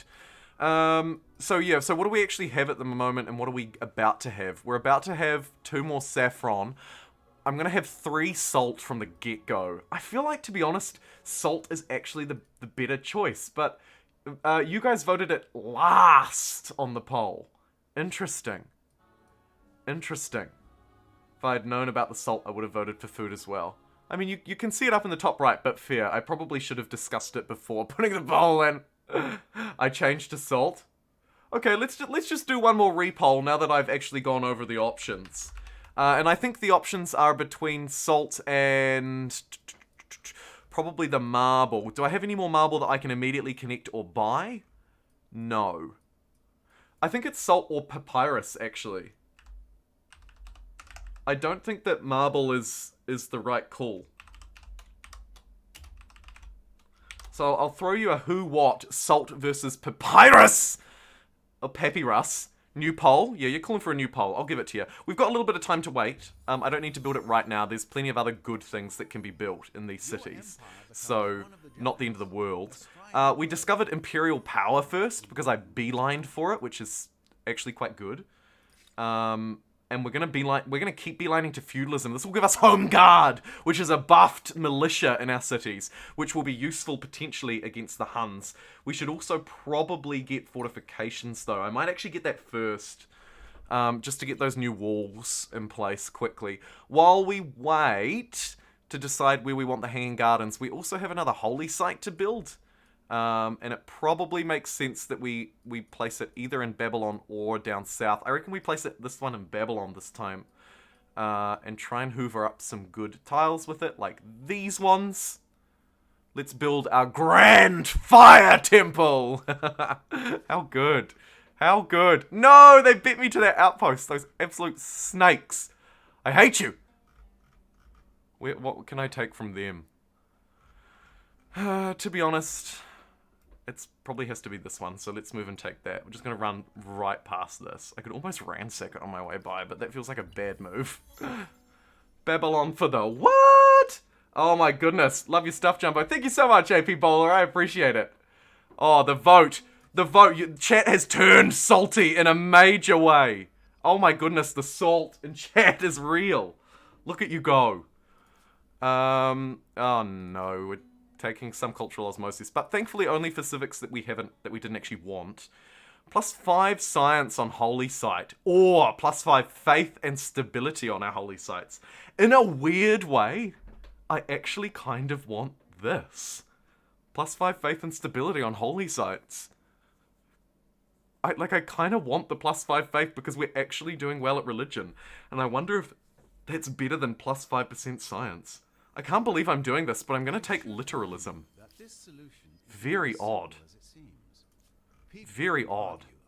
But we are winning the faith game, which is weird. And if we can win it and take over the world, then it's really beneficial for us to keep hold of our own religion because we've tailored it towards us. Don't ever do literalism. Well, it's too late. I've done it. We literally think that the world is flat. How do you like me now?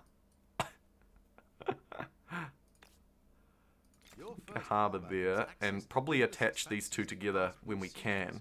Oh, this one's coming along really well. Go you! I'll buy these luxury improvements. We're going to need them to get the best picture for our Hanging Gardens of Babylon anyway. We're now up to 3 salt, so we'll get +15% food and +30 stability on all cities. How good. Blue's building up an army to the east, I hear. Oh my goodness, they are. What have they got? So they're condescending against me, which we would expect. Benevolent, trusting, vindictive, humankind player. Okay. We're going to be able to hoover up a card and all of their units. And that's basically the game plan to get around this. Gosh, that's a big yikes. Righto, I'm just going to take a really quick break. Gonna go and get a drink. We will be right back. Don't go away, folks. I'll literally only be a second. And thank you for voting on that poll. Looks like we're going to be salty AF.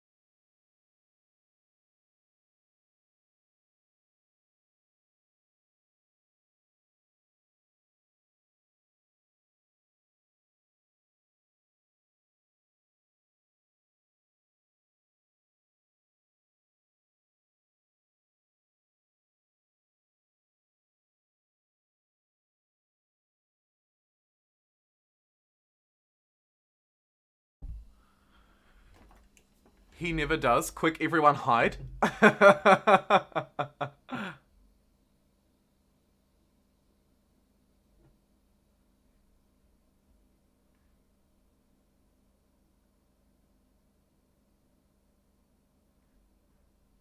Hard to do a religion game like this without annoying someone. You're right.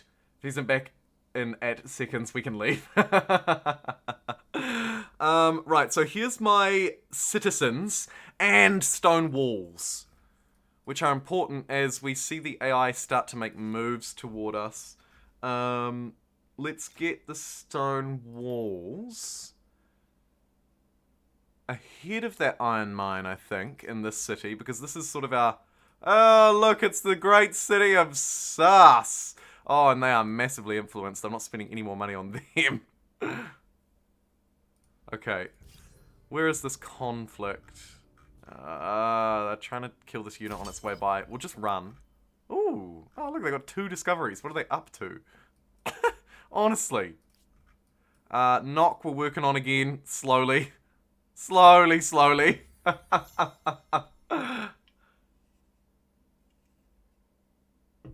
I only came here for the be right back screen content. Annoyance or no, this claims to be a human history remake, so remake religion, my dudes. Yeah, it's, I don't think the point is that it's annoying, so they're not doing it because it's annoying. I think it's just, religion is difficult to replicate in 4X games, and we've seen this with other historical games as well, William. You know, Civ never quite manages to do religion right, and so in some ways... adopting a basic religious system that is actually a lot stronger than you probably think it is. Adopting a basic system could be a way forward. That's not my personal opinion, I should note, but I think that it should be reworked and that it should have more done to it.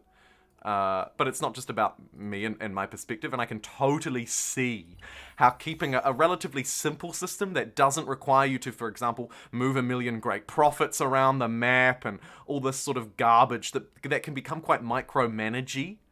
I don't want to play a religious simulator. I want to play a humankind simulator where religion is but one, to be honest, small part of a much wider system. So there's a little bit of perspective to consider, at least.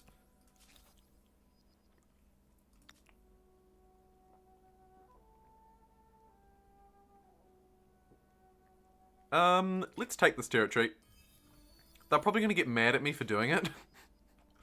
But we'll just deal with that. We'll cross that bridge when we come to it. I'm going to take these exhausted mercenaries under my wing as well. Let's hire both armies of those.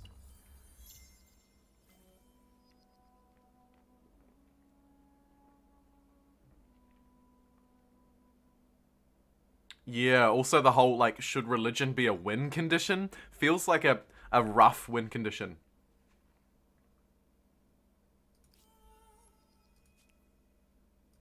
I think humankind's religious system overall is basic but not bad. I've described it like that many times, and I think it still rings true. Sure, it's basic, but it ain't a bad system. Like, it's fairly intuitive. You see the number of followers, you build up your faith score, you get more followers, you can track it on the map to see how well it's doing. Trading with other people, adopting treaties with other people will help religion spread easier. There's a nice tenet system that is easy to understand and doesn't require micromanagement, so you can have a religion but not be forced to literally play a religious simulator.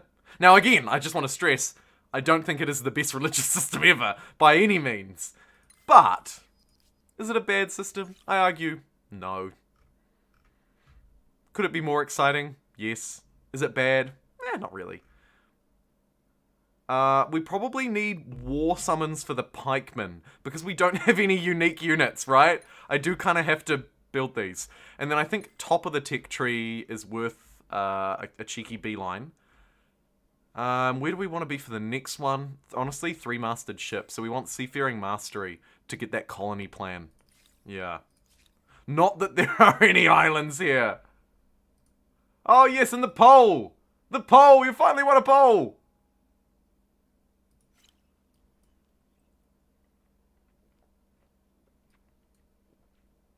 So we decided, by a whopping 75% to 24, never mind the rounding, that we would build the Hanging Gardens of Babylon.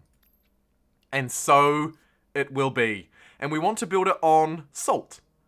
This will, at the moment, we control 3 salt, so that will provide 15% food and 30 stability on all cities. Took a few clicks, but we got there. Let's get that down. Do I want to prioritize it as the utmost importance, perhaps? Oh, yeah, CK3 is very much an RPG strategy game. Would you guys like to see a CK? I would love to stream CK3. The only thing is, its games are very long. Its games are very long. But I do love that game. I haven't played it much either, to be fair. So this unit is actually mine. It is mine! Which means that it's the only unit I can use to claim this territory up to the north. So we're going to do that. Hopefully not get attacked by my mate as I walk past. I bet you this guy attacks me.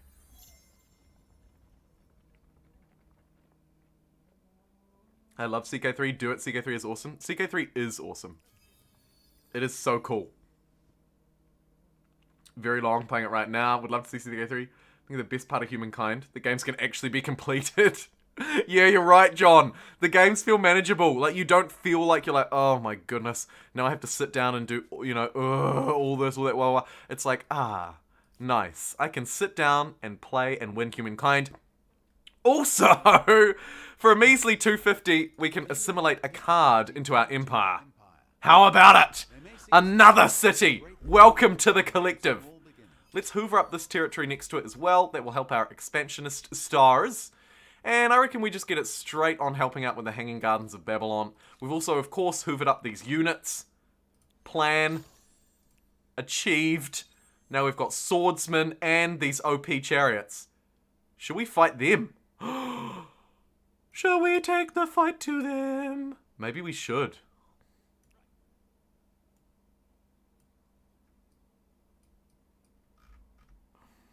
Or to Sus? We could go and fight Sus. That'd be a pretty easy fight.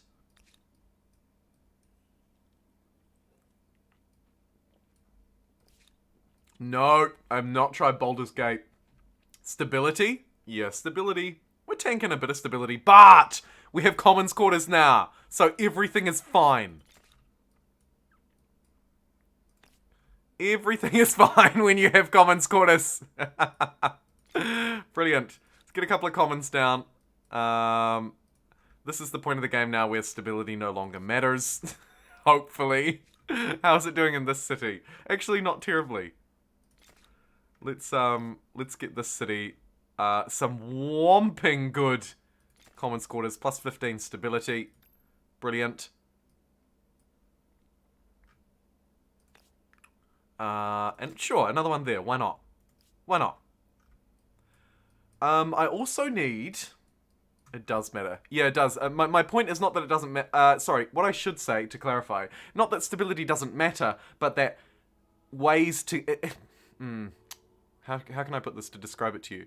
When I say flippantly stability doesn't matter, what I mean is stability is easier, much easier to get a hold of, so I don't need to stress about where am I going to get my stability from.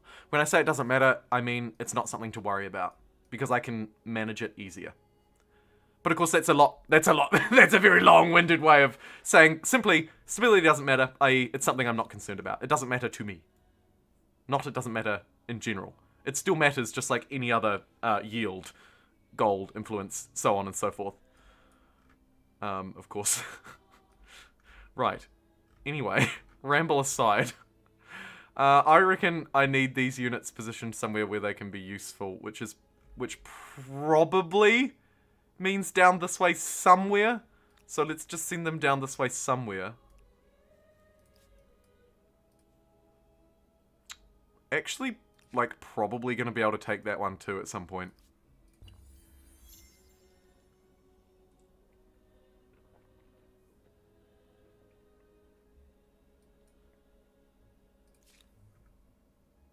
Why are you here? We are much less powerful than them. That is not someone you should probably go to war with, huh? Let's just garrison our armies here in our new city to help its stability up a bit, shall we?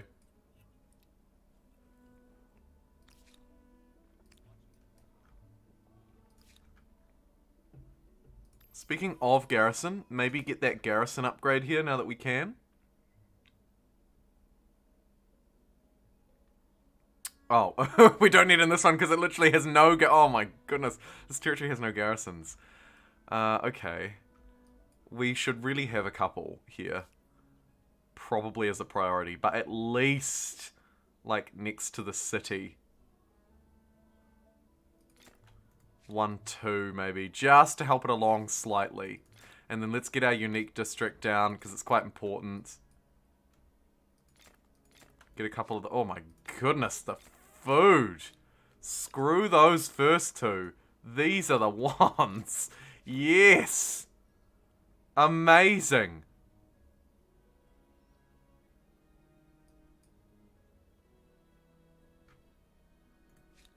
That should be fine. Although, the garrisons will give some stability. Yeah, alright, that should be fine. Oh my goodness, it's time to choose a new culture?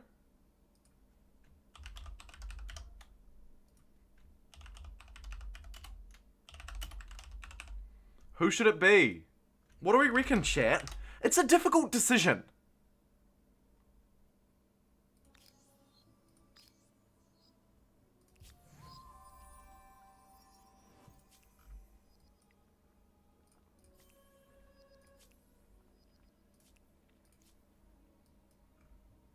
Babylon or Babylon but salty?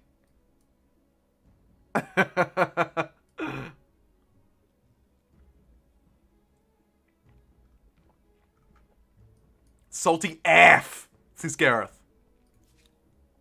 The salt is real? Don't mind me. I'm just gonna squeeze through here. Nothing to see here. Don't mind me. Just making my way to these freaking horses. And this iron. I just need these two territories, really. Wisdom, this means more than just markets for the Babylonians. Babylon dipped in the ocean. 6% heretics. A vote for Babylon should result in a ban. Ban Babylon. Oh my goodness, look at this. We are surging through. What do we want now? Plus 20 science per alliance on Empire sucks. Plus 1 land movement speed. So we have to remember here also, religion's playing an important role. Devilishism's quite important for us because we're not changing culture. We're kind of relying on these religious abilities to help bolster my weaker areas. Plus 15 industry on main plaza is pretty good. Across the board, that would immediately give us plus 60 industry. That probably should be the one that I go for. I don't want the sciencey one, it's garbage. Plus 1 land movement is kind of juicy, but not quite juicy enough. Plus 2 money per trade route. We're not doing a lot of trading at the minute, so that's garbage. I guess the only other one that's really piquing my interest here is this. Plus 2 influence on commons quarters. That's just because I don't really have any great way to make a lot of influence. But I feel like if we go industry, more industry, more industry, we can try and cover the fact that we're not going to get an industrial culture ever in this game.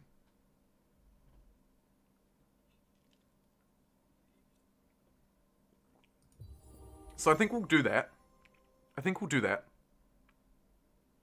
Purge idleness. Yeah, let's do it. So now we're getting plus 2 industry from forest and woodland, thanks to our religion.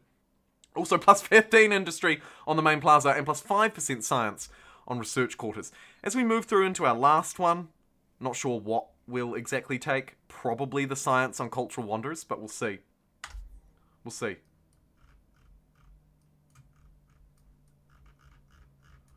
What does the rest of this world look like? Our empire is quite large, but I would prefer it to be even larger still, to be perfectly honest. Oh, next turn, Angkor Wat might be our savior, actually. Holy moly. I really hope we can get Angkor Wat. It could be a total game changer, actually.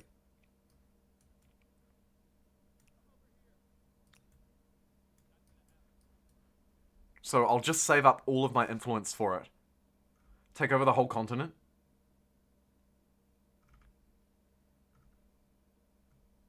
Angkor, what? What? Yep. I feel like if we can Angkor Wat it. Science on a holy site's already taken by blue. That's fine. The Hanging Gardens of Babylon. The Hanging Gardens of Babylon. Okay, so here, I feel like Angkor Wat... Oh, by the way, it was a 91% vote for Babylon, but salty. Curse the 9% of you that voted normal Babylon. Here, we have a decision that I think is a no-brainer. I suppose you could maybe make an argument that Notre Dame is good because we get +1 faith per research tech, a way to double down on faith.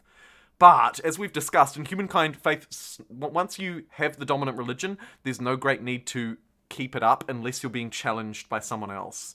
So, like, for example, Todaiji, probably not a move. Notre Dame, even with that +1 faith per research text, I don't think it compares to the mighty Angkor Wat, which gives us +1 food per faith, and +20 faith, and a whole lot of good stuff.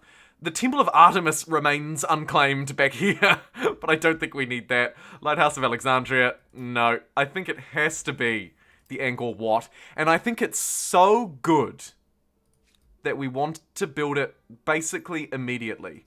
So, let's place it down, again, in the capital, I believe, is going to be the best decision. +1 food per faith. Yeah. I think we want that. I would love to build it here in this territory, but I haven't been able to quite connect that territory yet. So, I guess we just plop it down where we can. It does connect all the tiles around it, so it is actually quite a juicy thing to place down. Like, the positioning does matter. And unfortunately, there aren't really mega chad spots for it. Ooh. Actually, kind of not mad at it being up around here. Let's do that. That's a nice little spot for an Angkor. What? I've never seen Notre Dame. It was a pre-order thing, I think. I believe it comes with a different edition of the game. That might be why you've not seen it before.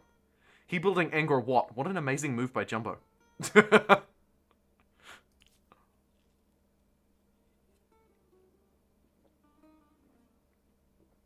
You're wondering how I'm at turn 40? If I was playing by myself and not streaming, I would probably be further through this game, Snorlax. It's because we're taking a bit of time to stop and talk about our decisions. This is a really important Civic because I can get things with money instead of influence, but for now I can't afford it. Yeah, that's literally it. Me playing is probably, a bit different to you playing. Because I'm engaging with all of you and playing and trying to think ahead about the right decisions and watching chat. So that's probably why I might seem a bit slower than you. Where is Nock? Nock is here, and Nock is probably going to be mine. So I won't fight these units. We'll just let them peacefully coexist in a wonderful world that is Nockville.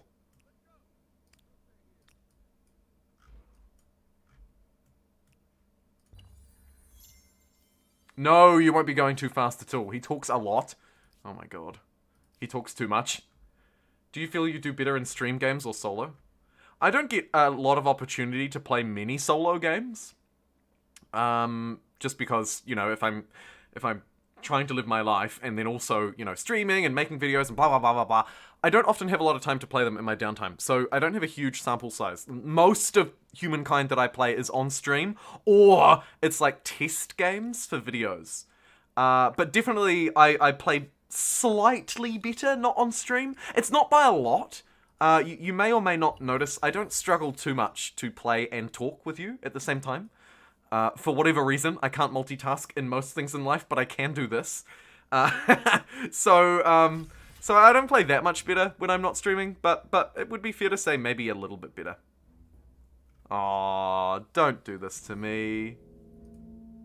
Why can't we be friends? And please let me get into this forest. Oh no! We'll just auto-resolve it.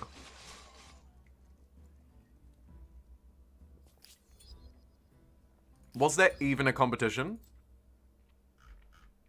Ridiculous. 284 influence to attach this. Attaching it will bring it within the comfort of these walls. That is why It's so crucial to try and attach where you can. Let's prioritize Angkor Wat here, because we need that online fairly quickly. So we'll start shifting all of our cities onto it. In fact, we have got all of them onto... Oh, look at this! What has happened here? Oh my goodness. Another free city? I think we'll have to ransack it, but we're definitely going to pop in here and take this before this gets out of control. We can get a chariot in a turn. We can get any of these units in a turn, and they'll all nearly be able to make it. But let's get this chariot, just pump that out, and run there. Oh, that is such a yikes. Build some units. No offense, but your army is sad. It's allowed to be sad. Units are only useful until you need them. And I don't need them. Yet. Got this army here in a card in case this city gets attacked. We don't have anything in Separ for the Huns, which is a bit annoying, but we're playing that risky game. This city, I'm not too stressed about. I am a little worried about this front, really. It's the only one that I'm actually concerned of. When we hoover this up, we will get many more units. However, we're not actually getting any more influence over them. Oh, they're in decline, that's why. Oh, okay. That is really good to know. So these people are in decline. So we can take this when they die.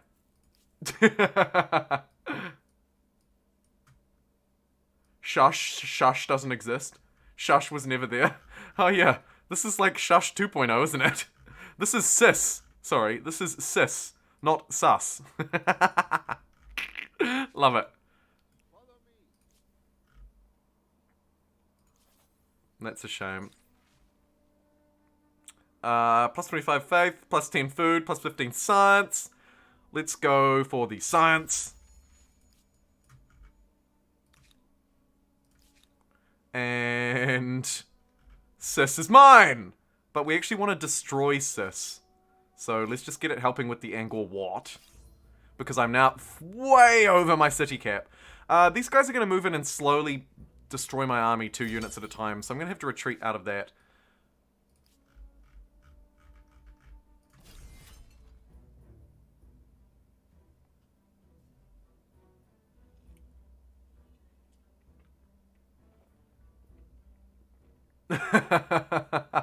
Uncles, big mood. There is a growing need for a stronger military presence on this front, or at least a city to help support it. That's okay. Oh, we're now only 1 above the city cap. Because we got theology. So I don't have to destroy sis, but I think I will. Do I? Yeah, I think I will. It seems weird, but I think we want the new city. Speaking of, where's our next city technology? It's ages away, isn't it? We do have 3-masted ship unlocked now, but it would take me quite a while to get there. I wonder if we beeline... Ah, no, we need Angkor Wat online too, don't we? Tricky. I think we will get a new city over here fairly quick smart though. Just to defend this front. Get some walls. Couple of units. So on and so forth. So I'll ransack that one and get a new one over here. It's a shame it couldn't have been this. This would have been a nice easy city to fall into. We'll just... How many turns does it take me to get there? 1. Okay, cool. So I can actually just hold and just sort of monitor them for a bit. So that's what we'll do. Fundamental values, probably don't need that. Feels bad. And now we can claim this territory. It shall be mine. And probably hook it up to Babylon.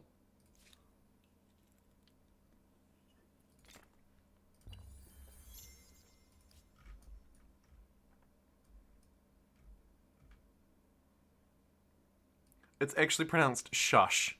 Yeah, it is. It is. But it's much more suspicious than it is shushbishish. Oh my goodness, look at us go! We are too religious! We are too religious. So yeah, we missed out on the plus 50 science on cultural wonder, which really sucks. We can get plus 20 stability on territories if territories follow a foreign religion. We can get plus 25 money per alliance and 3 additional holy sites. Or plus 2 combat strength on our units and plus 1 holy site. The 2 combat strength is nice. Ah, Momotaro, hello. Hello, the Huns are coming. Combat strength is nice, but honestly, the plus 3 holy sites, I think is actually a lot stronger than anything else offered here, given that all the rest of these provide plus 1. So we're going to go donate generously, even though we have no alliances. Let's do that. A bit of a weird pick, but I think it's the right pick, just for the 3 holy sites, because they collectively provide, you know, a whole load of stability, a whole load of faith. Faith provides us with food inadvertently, now that we're building the Angkor Wat as well. So I think it makes a lot of sense, exactly for the what? It makes a lot of sense for the what that we take donate generously. And I'm actually so confident in that I'm saying that anybody who thinks that combat strength is better is probably almost certainly the wrong call, actually. Plus 2 combat strength? Absolutely not. The food and the population and everything that we get from the Angkor Wat Holy Site combo is just better than plus 2 combat strength. Plus 2 combat strength. Oh, thanks for tuning in, William. Appreciate it. Good luck with the rest of your day, whatever it has in store. Hope it's something sexy and exciting. Or at the very least, restful. Do you want to join on to Babylon? I mean, you really do. But let's get you a Arbor, first of all.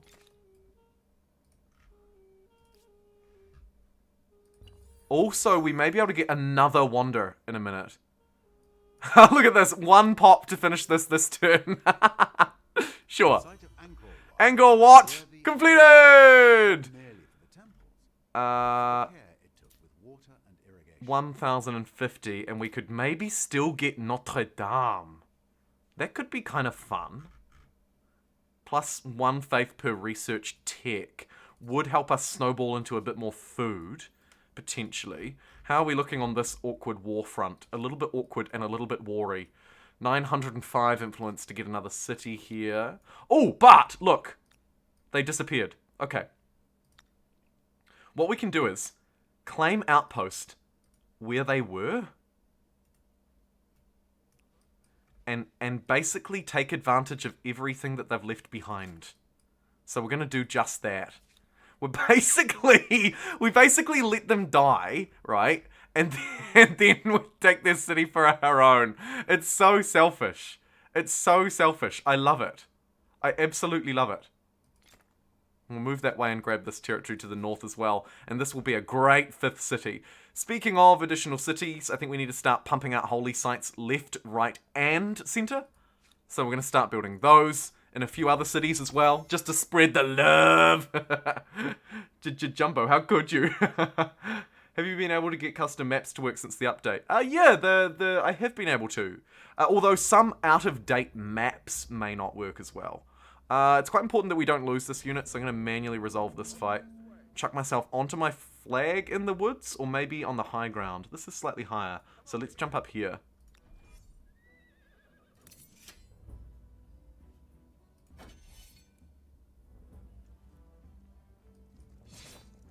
They've foolishly stepped onto a river.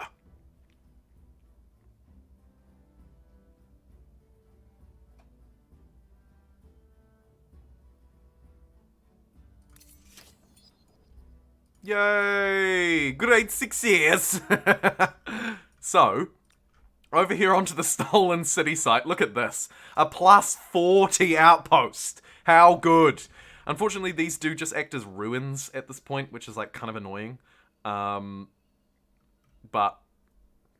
But still, it's a really great spot to found a city because there has been a city here in the past.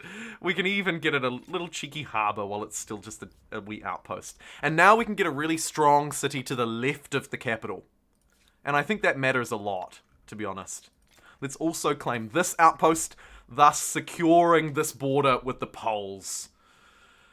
Although I note it's not secured in the south, and look at these territories. Okay, let's get a little something down here. A little army of a couple of pikemen, a couple of anti-cavalry pikemen, I think. Maybe just, I don't know. Maybe we get a couple of crossbowmen too. Let's get 2 pikemen and 2 crossbowmen built here just to have some army and reserves. But really what we want to do is get down here and claim this land, which has now been left barren. Claiming these 2 territories would be quite important. I note as well there are a lot of strategic resources. A lot of strategic resources down here for us. We would also actually love to be able to trade with... Wait a minute, where'd the other player go? Oh, it's me. I'm stupid. We'd love to be able to trade if these people have any luxuries to trade. Papyrus and saffron? No. What about you? Obsidian. Damn, they really don't have... How do I have the most luxuries out of anybody? The AI should be playing better than this.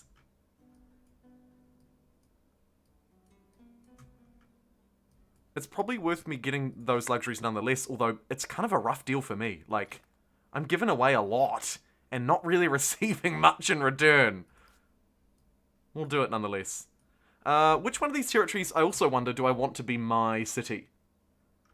They might have luxuries I can't see. Yeah, that you would want to hope so.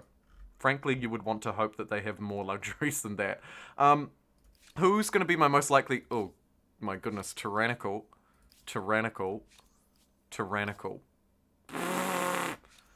Maybe we go for the Poles. They're probably our biggest threat.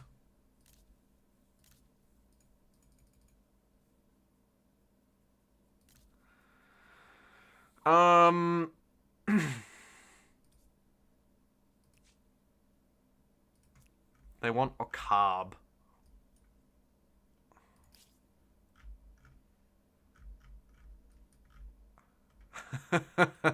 I could almost give it to them. Almost. Build some units or they will roll me. Yeah, I mean, by the time they get to my cities, I'll be able to pop some out. Like, you can see I'm building, like, 1 per turn here. It's quite easy. We'll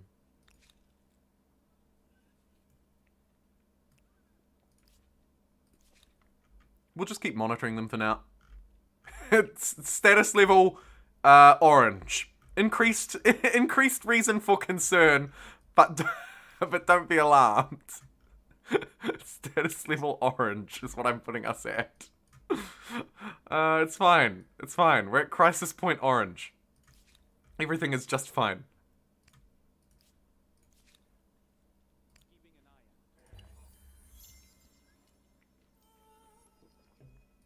It is. All the settings are in the description, as always.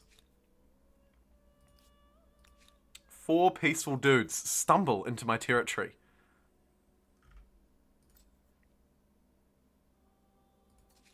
Okay, we'll just hook this one up to Babylon. Unfortunately, we're going to have to.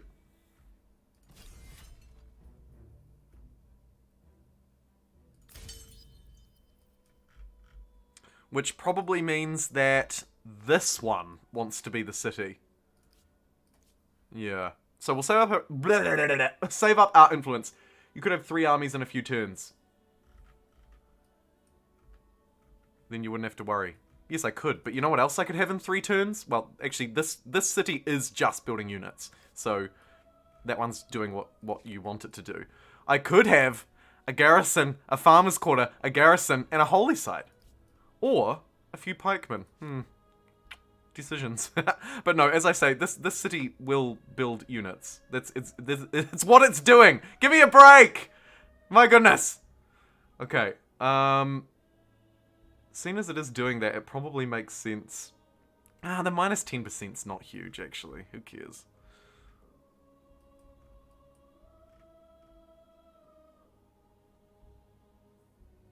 Who is my greatest unit? It is literally just these basic boys. Queue up a few more basic boys. There you go. You happy now? Build some units so they can stand around and do nothing while you don't need them. I'm taking the mick. I know, it's obviously a sensible idea to have a standing army. Absolutely. Absolutely a sensible idea. Build city walls. Yeah, we've got city walls where they count. It's an important trade-off, I think.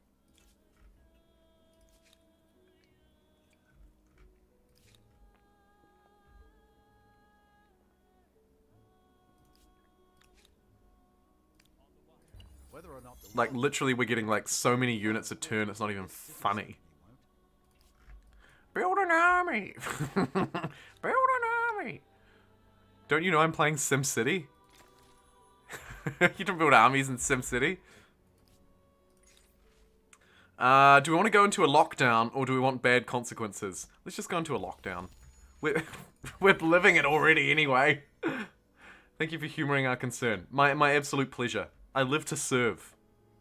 I live to serve. You want me to waste production building units and then have higher army upkeep costs for no reason because I'm not going to fight anyone right now? So be it. So be it.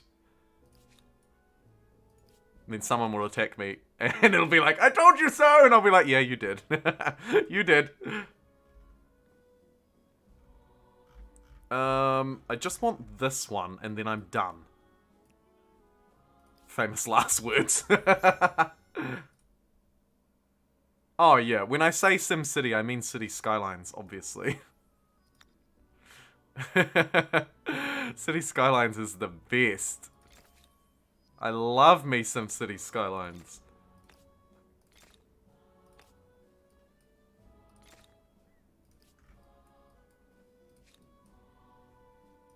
Brilliant! Oh look, there's +1 combat strength. Imagine basing your religion around +2 combat strength when you get +1 from a Civic for free. I mean, really. Get some of these foodie districts around just to help us grow. May as well buy the astronomy houses outright while we can too. Seems like a no-brainer. And then get some more holy sites down, hey? Babylon. I know you want another holy site. I can see it on your face. Babylon actually stretches out quite a long way now too, so let's connect, I don't know, like this tile. That's a really good tile. Let's get that Grand Temple online.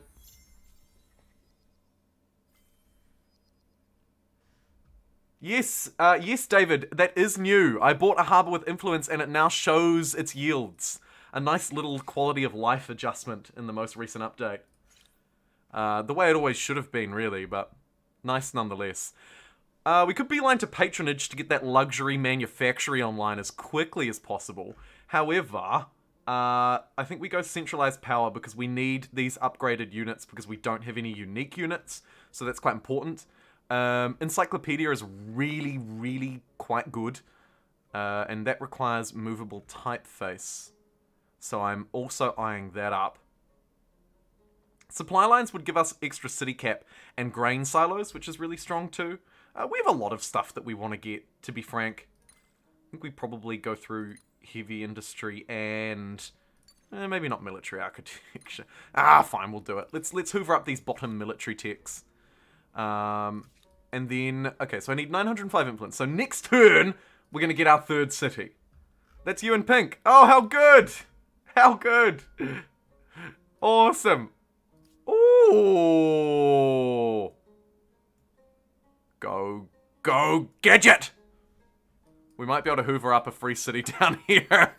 A slight change of plans. It may be this that is our free city. We just have to hope that this unit doesn't come back and fight me. And I can hoover this up next turn. Oh my goodness, that would really be the play.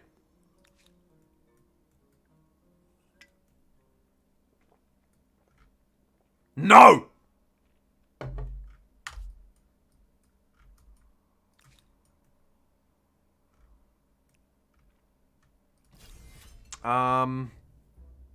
Shoot. Okay, oh, shoot. No! Fighting from the low ground in a river. Oh, disaster. Okay, it's fine. We'll send the army. Told you should have made an army! We'll send the army. With a first ship, you can protect your interests far from home. And Maybe redefine what those interests We could claim Todaiji for no real reason. Instead of building that city, if we're going to claim this one for free, and then ransack it, and oh yes, build it with a settler. Let's get a settler built here.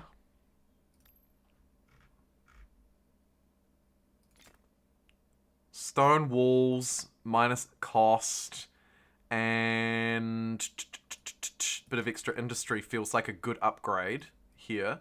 Yeah, let's do that. Let's do that. And let's send in these miserable waste of golds. How much money are they costing me? Probably like 70 gold a turn.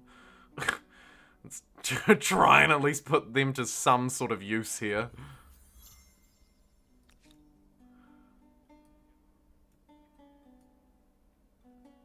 $70 gold a turn. I'm so salty about having units, even though I'm literally about to use them. Do I trust insta-resolve here? Oh, I don't know if I do. Let's try it. Yes! Good age 6 years. Oh my...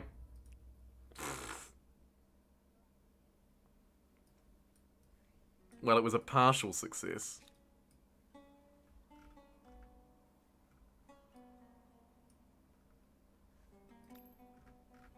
That is such a yikes.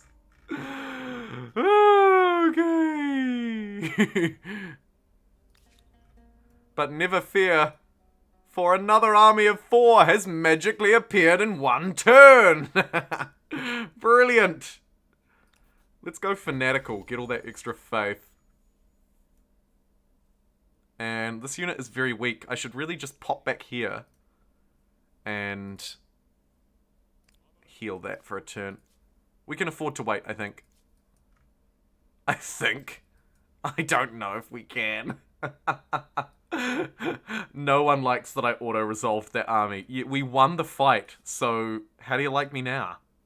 I'm joking. It was a bad fight, but we did it. Hunnic hordes are just sort of waiting outside. Might scare them off with some additional improvements.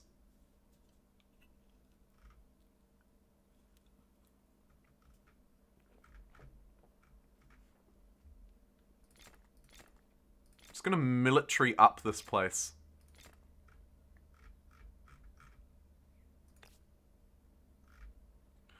There looks like a great spot for a few fortifications. Let's put those in place too.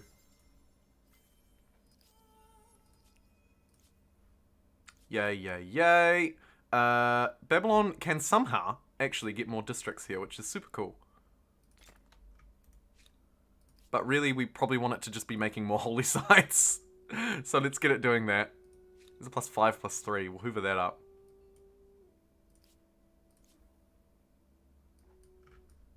Going to war with my science.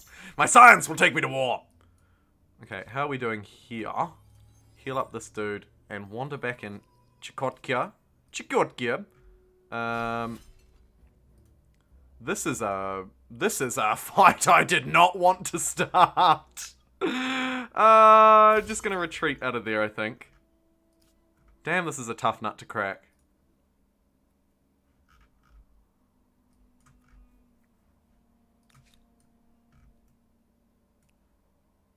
I'm sending my settler in to wage war.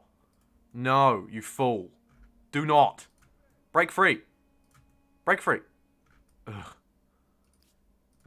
with 10 territories, you have built I think this place is gonna just snowball possibly imagined. snowball out of control too quickly, probably to keep up.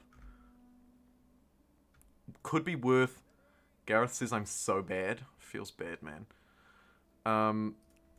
Let's break that settler off. What kind of strength? Can you please give me the overview to tell me how likely it is that I would win or lose this fight?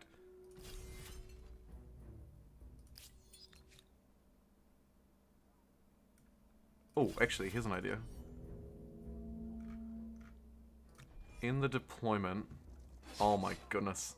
Lucky we got this one anti-cavalry fighting this fight. That's actually not terrible.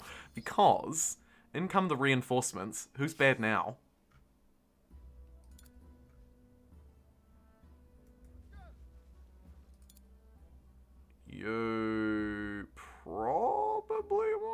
Let's go this way.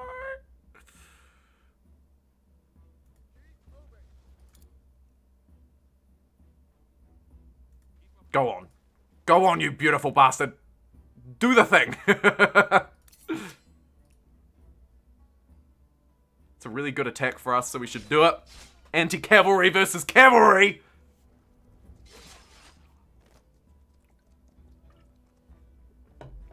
Should I reinforce the settler? The ultimate move. Settler reinforcement. Love it. Let's get a nice height advantage over this pathetic unit. Unfortunately, I only have a range of 1, so I can't really do much here. But we can take that boy out. Lovely stuff. They're trying to run into this anti-cav to get to this archer, but they can't, which is, like, my dream come true.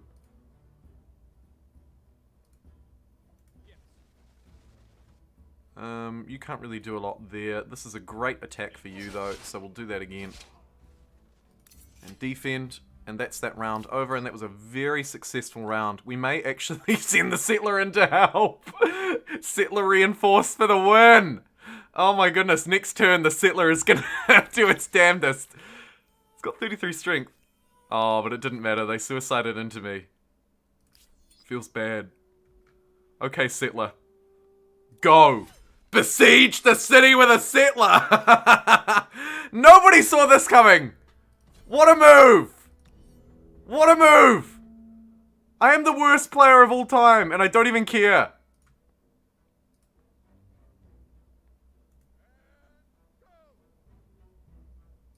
We're going in with a settler and an archer. How about it? So stupid. Let's defend and reinforce, for goodness sake.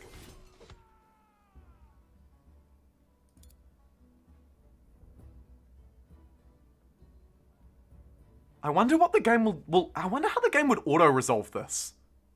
Let's see. Runs the archer away. Shoots. Settler goes in for a great attack on that unit. And we destroy it. Take a bit of damage on my pikeman. But it shouldn't matter because we have the numbers game. Yes, we do. How about it? Settler's OP! Oh my goodness! Humankind difficulty, take city with settler. Love it! Now, what infrastructures does it have already completed? None. So, even though we've just taken this city, I think the play is actually to do what we did last time and ransack it. Because what we want to do is use our settler to build our new city somewhere around here. I'm just not entirely sure which territory it will be in yet. Oh, time to choose our culture. I'm thinking maybe for this run I might choose a scientific culture. Because it's quite useful moving through to the next level.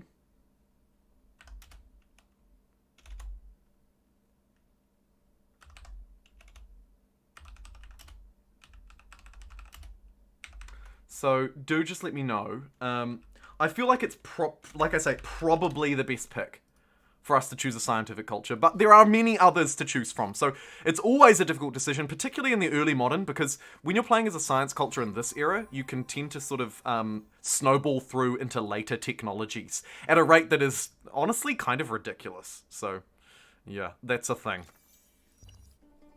Geography, cartography, algebra, optics, astronomy. High octane gameplay. All the octanes! Thank you so much to everybody who's liked this video as well. We're actually going to get to 200 while we're live, which is huge. Huge!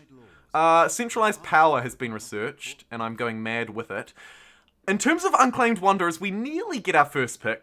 Machu Picchu would have been the best. And so the fact that we've lost that is pretty disappointing, to be honest.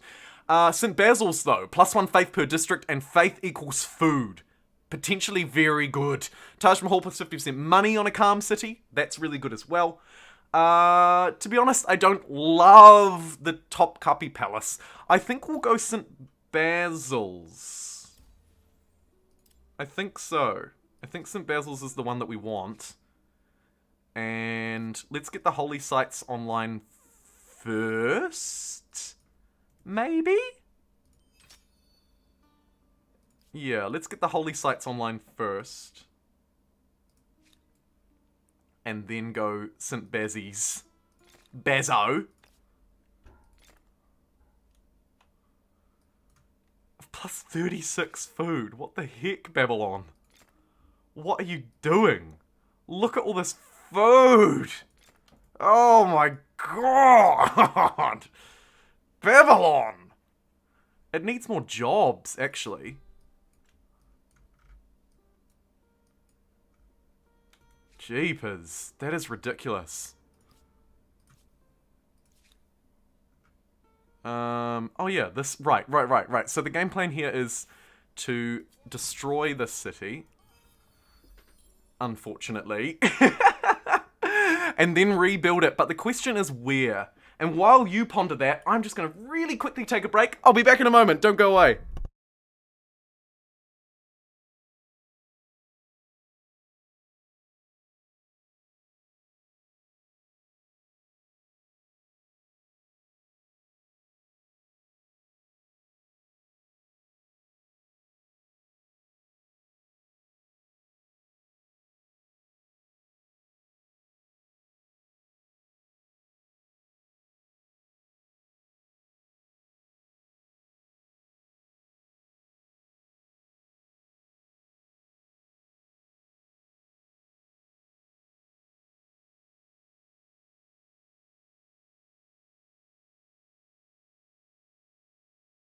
Oh my god, he was actually back in a moment.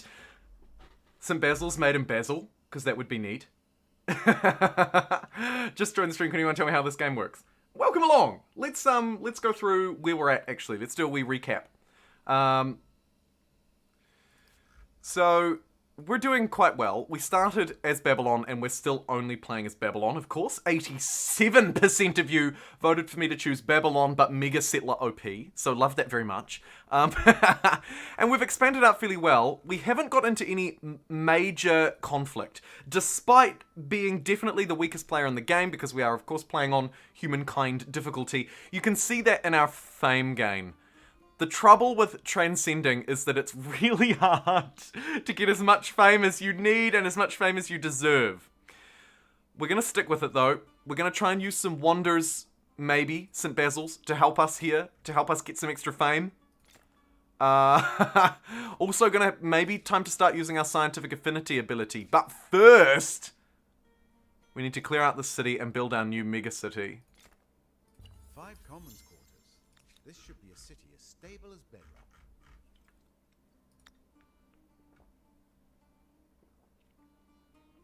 First step, create outpost here where the city was. Now I get to use my settler and determine where I actually want the city to be. 13% voted for normal Babylon. Unbelievable gameplay. I mean, honestly, it probably doesn't matter too much. Like, here might be good. Fairly defendable. High ground. In close enough to this one that it's strong. Although, actually, if we get this one, then we're better connected across the Empire. Okay, let's go do that one. 3 turns. On your bike. And you can just heal. Ooh! Okay, that holy site is done. I think that's our holy site's capped out now. So let's get St. Basil's as a priority. Connect up all of this industry. That seems good. Thank you, St. Basil's.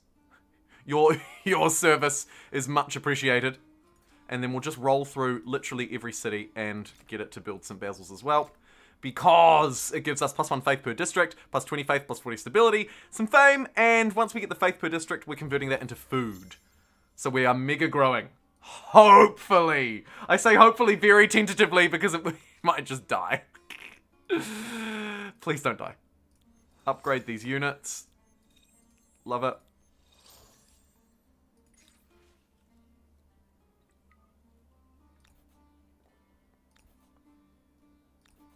Let's welcome the people into Babylon.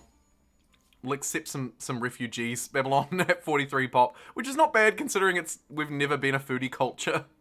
It's actually quite good. Oh, Krakow. What a cracker. Let's get some... Look at this. Look at this. How dare you?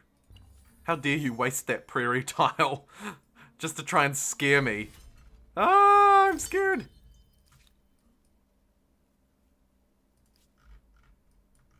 Okay, now let's use this wonderful function called Found City. I guess we just do it here because this was the best spot. Sure, let's do it. Wabamo. Oh my goodness. It's cis.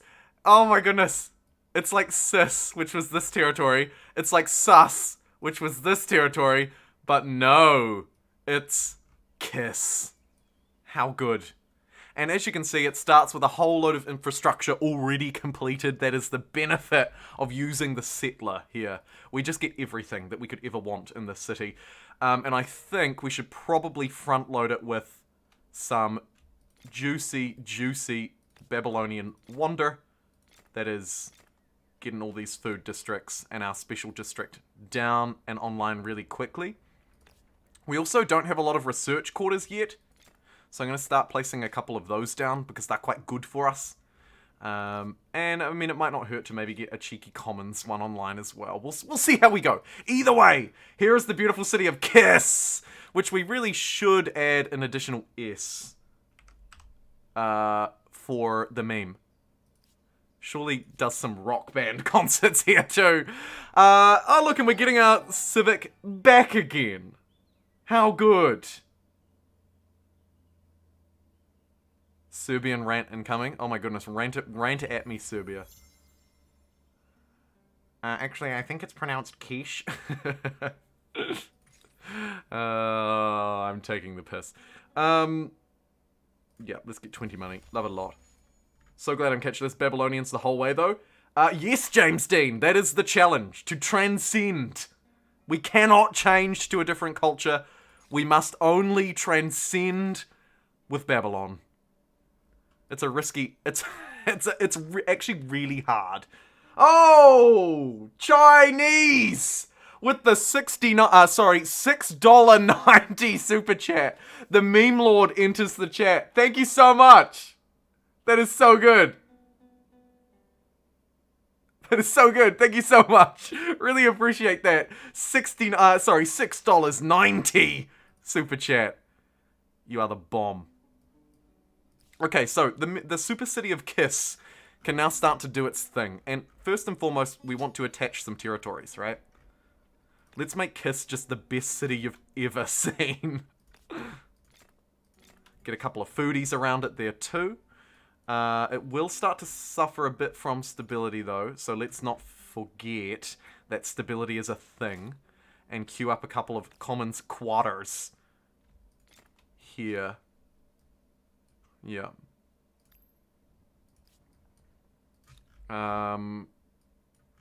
We can also attach this territory, and I'm going to do that too.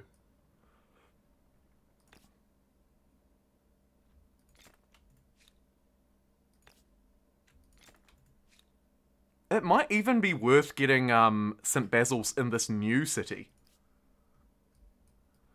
Welcome back, Gareth. Take a look at the map. Bask in the glory.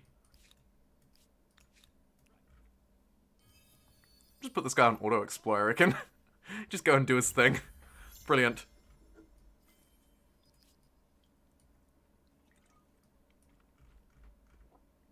Have to go. It's midnight. Oh, thank you so much for tuning in. Garrison lined on the Polish border. You mean the Zulu border, I assume? And I agree. Wholeheartedly. Although probably, I mean, we could do the whole border, but we could also strategically just say, actually, let's just garrison off, like, this bit next to these mountains. And then, I don't know, like, maybe, like, 3 here or something. Like, yeah, we may not want to do the whole thing, but we'll see how we go.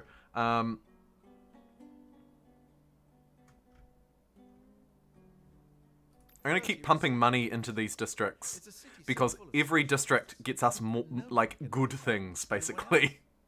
And you know what? Frickin' heck. St. Basil's, only 4 turns away. It is stuck in Babylon, but that's okay. Let's enact these free civics.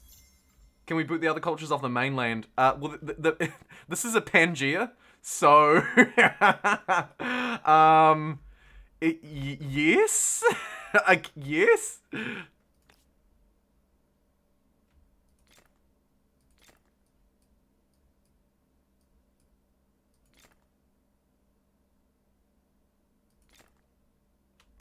Get 1, 2, 3, 4 garrisons along the border. It's not the world's greatest, most fortified border ever, but it'll give us a little bit of extra defense in and around Kiss, and then we can focus up on... Oh my god. Humankind, why? Okay. So the Brazilians have made it to the last era. They're just going to eclipse me in fame, and there's nothing I can do because the transcend bonus isn't good enough. What can we use to cheese fame here? We're going to have to use our scientific thing. Right? And probably just beeline to something stupidly powerful. We can't quite get the contemporary era, so we need to try and get through this era as quickly as possible. And... maybe that means scientific method and we spam out a whole load of research quarters. Honestly though, maybe encyclopedia for the cheapest civics. We just need to find the cheese technologies.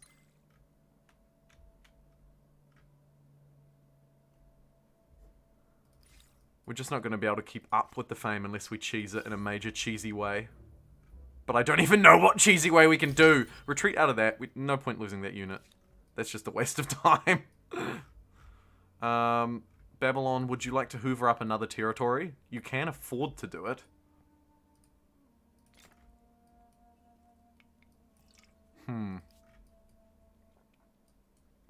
Hold off there. Buy out as many districts as possible to try and get these stars done.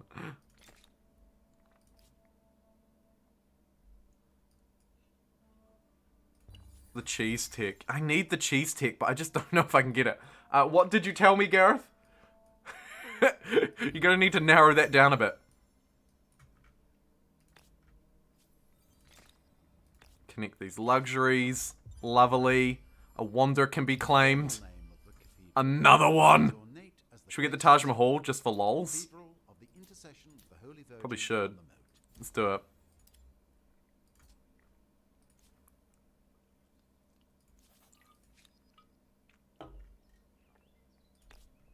Get this gunpowder hooked up. Could be useful. It might not be, but it could be.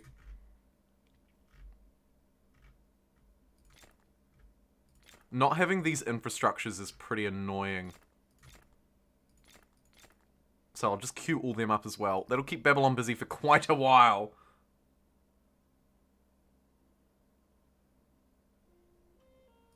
Oh, yeah, no, I left that on purpose, actually. Left that on purpose for this run.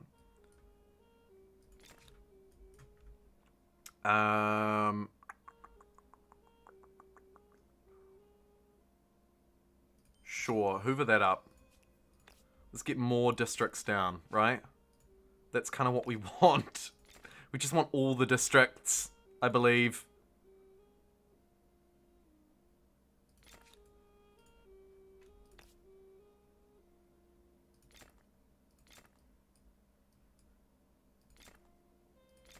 Get all that extra science too. Feels good. Yeah, let's hone all of those out. A card is still doing fine for stability, but actually hemorrhaging food like there's no tomorrow. Let's give it its vital infrastructural upgrades, like walls, for goodness sake.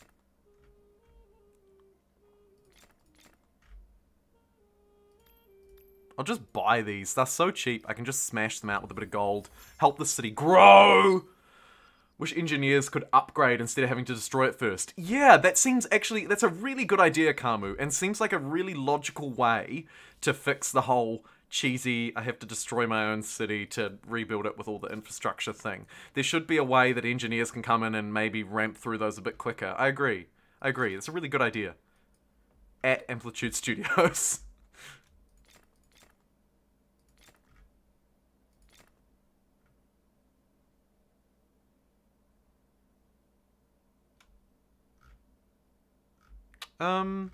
It's probably fine. I mean, that harbor's like the most garbage harbor in the world.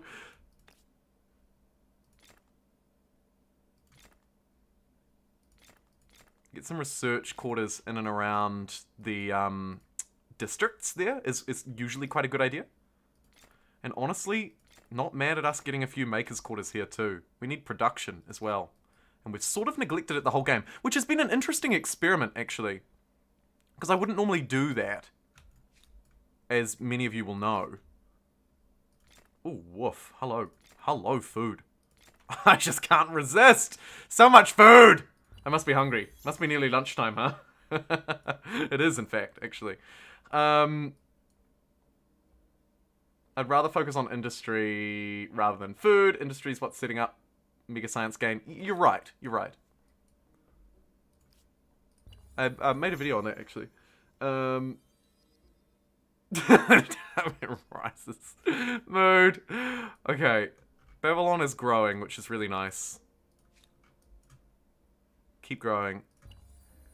It's actually full on jobs. So, we could get the hamlets online. That I wouldn't be mad at that. Buy out these astronomy houses where I can. Should I put this city maybe on Mega Science mode? I just don't know if it's quite there yet.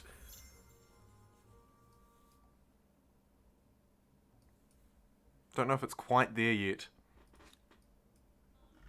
Like, all of this basic infrastructure still needs to be in place, as far as I'm concerned. But, if we can grow up its pop nice and large, then it's not the end of the world. We can't expel population anymore, but we do have cheaper civics, which is nice. Thank you, technology. Where are we headed next on the tech tree, you may ask? Well, steam engine would be nice. Steam engine. Let's queue up scientific method, and the mechanization improvements are so good that maybe we just go for those. Microbiology, potentially looking at you. Oil. Urban planning. So many techs. Let's do a little bit of the science thing actually. We'll do it in Sapar once Sapar's ready, which it should be ready kind of soon. Shift those makers ones ahead to help it do that even faster, right? Oh, we also need to be managing the Taj Mahal. Plus 100% fame earned per Ace-Light Era Star. Prevents the spread of other empires' spheres of influence through controlled territory. Wow! This is a powerful civic. Nay, good to see ya. Isn't it?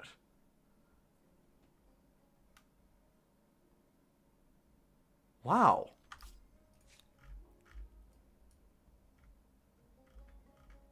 We're actually winning the religious influence game. Which makes me think that I might be able to go... Where is it? Foreign customs. I might be able to go plus 100% fame on Ace-Light Era Stars. This is one insanely good civic. I've barely even come into contact with this one before. It has been quite hard to get.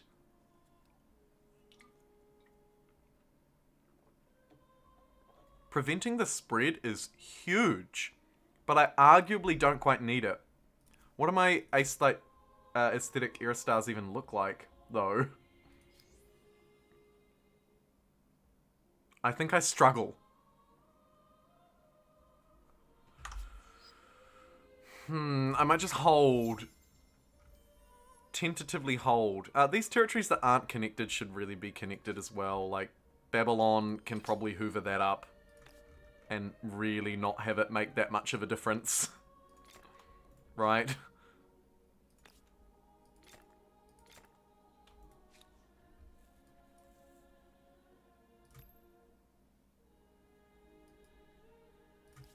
And then maybe, okay, so Kiss also. Kiss needs to be connecting up like there's no tomorrow.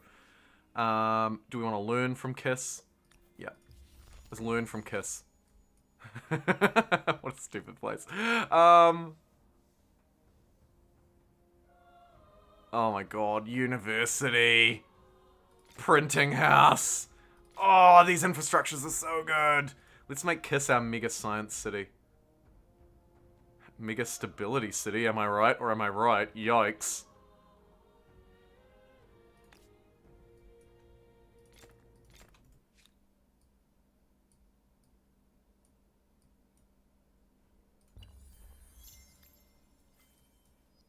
It's fine. Just smash out a couple of commons quarters. Easy stability. Chat rips dick off. No, no, no. Come on. Don't be like that. Plus 30 war support. Minus 20% required resource deposits to be able to construct Wondrous. That is arguably a lot more useful, though. The Greeks are one of the best early game cultures, and I barely tried with them. Hodl, hodl, hodl, hodl. Oh, we are 7 likes away at the moment from 200. Thank you so much. You guys are awesome. And really consistent viewers as well, which is pretty cool to see. It's so nice to see so many of you returning and willing to hang out with me. I don't get it because I'm a moron, but I love it. This will make future civics quite easy to acquire. I will spend on that one because it will help us in future. And we're making a lot of influence, actually. Maybe we should get that as the Era Stars one. Not mad at it. Also, actually, we have space for another city. So maybe, I don't really have anywhere good to put it. Oh my goodness, the Mexicans took my island. How dare they? We could put it up here to the north and detach. We could put it down here and detach and have like a southern city below Kiss. Oh, you're our moron. Oh, you poor people. Alright. Learning on cities. Probably what I want. Although, actually, industry would be really nice. Let's get some industry. Smash out these improvements. Really quick. Quick. Boom. Boom. Boom. Boom. Look at it go.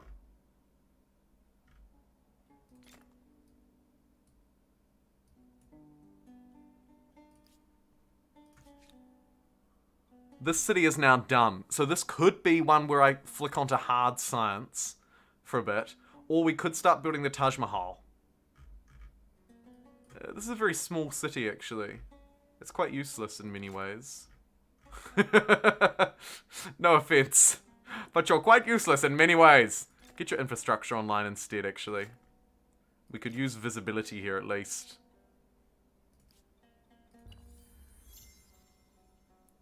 New here and love your videos. Struggling progressing through early eras if I don't crutch on Builder.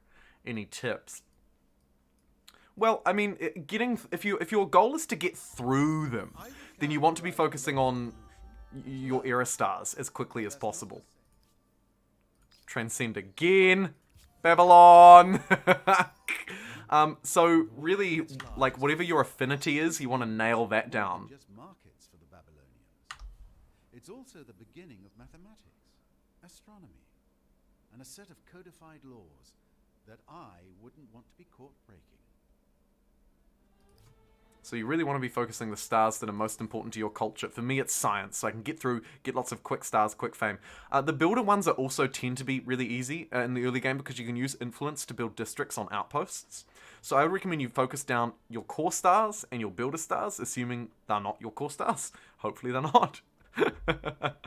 Oh my goodness, look at us. Transcend, transcend, transcend, transcend. Now it's time to rush reactors. Yep, this is the play. Now that we've got here, we beeline fusion reactor. As you may have seen in a previous live stream or in my other videos, if you haven't seen them already, once you get to being able to research the contemporary era, which for me, because I'm Babylonians, is during the industrial, because we're scientists, we can now beeline along the bottom of the tech tree, not only get nukes, which could be really helpful, but crucially get to fusion reactor in 12 turns, which will double our industry.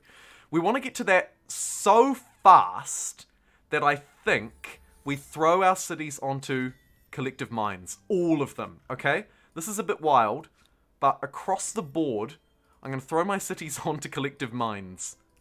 This will tank our economy in a major way, but really boost our science production.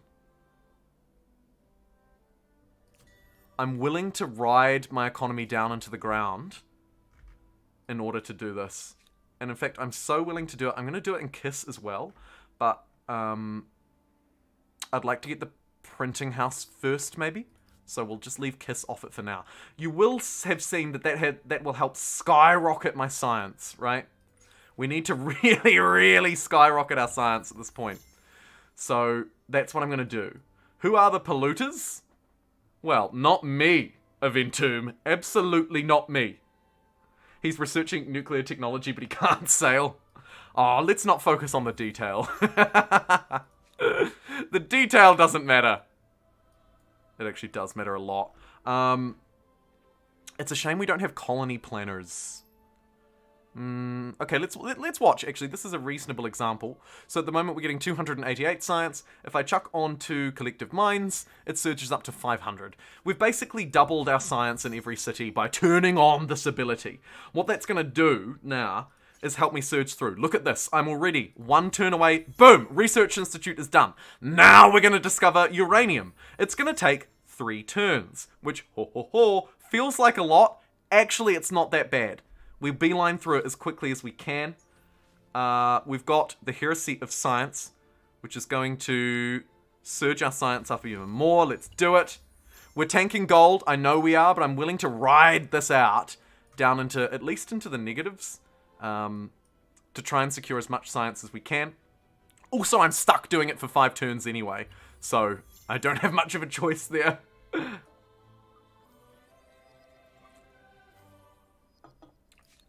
Let's get that Civic. Not that Civic.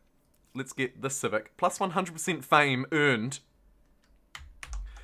Honestly, actually, this is kind of a nuts Civic. And I feel like people just don't quite know about it yet because it has been hard to get. In recent updates, the developers have made it easier to unlock more Civics. And you can kind of see that here. Like, this feels like more of a naturally unlocked tree. Anyway, Artistic Expression, which is the 3rd Civic here in the Civics related to cultural issues, is quite good. You get free arts or censored arts, which buffs either your market quarters or your maker's quarters. Really good for influence. What's even more powerful, though, is foreign customs. Plus 100% fame earned per Aesthetic Era star. Or you can make it so that your territories become much less easy to influence. I'm going to go for the Era Stars one.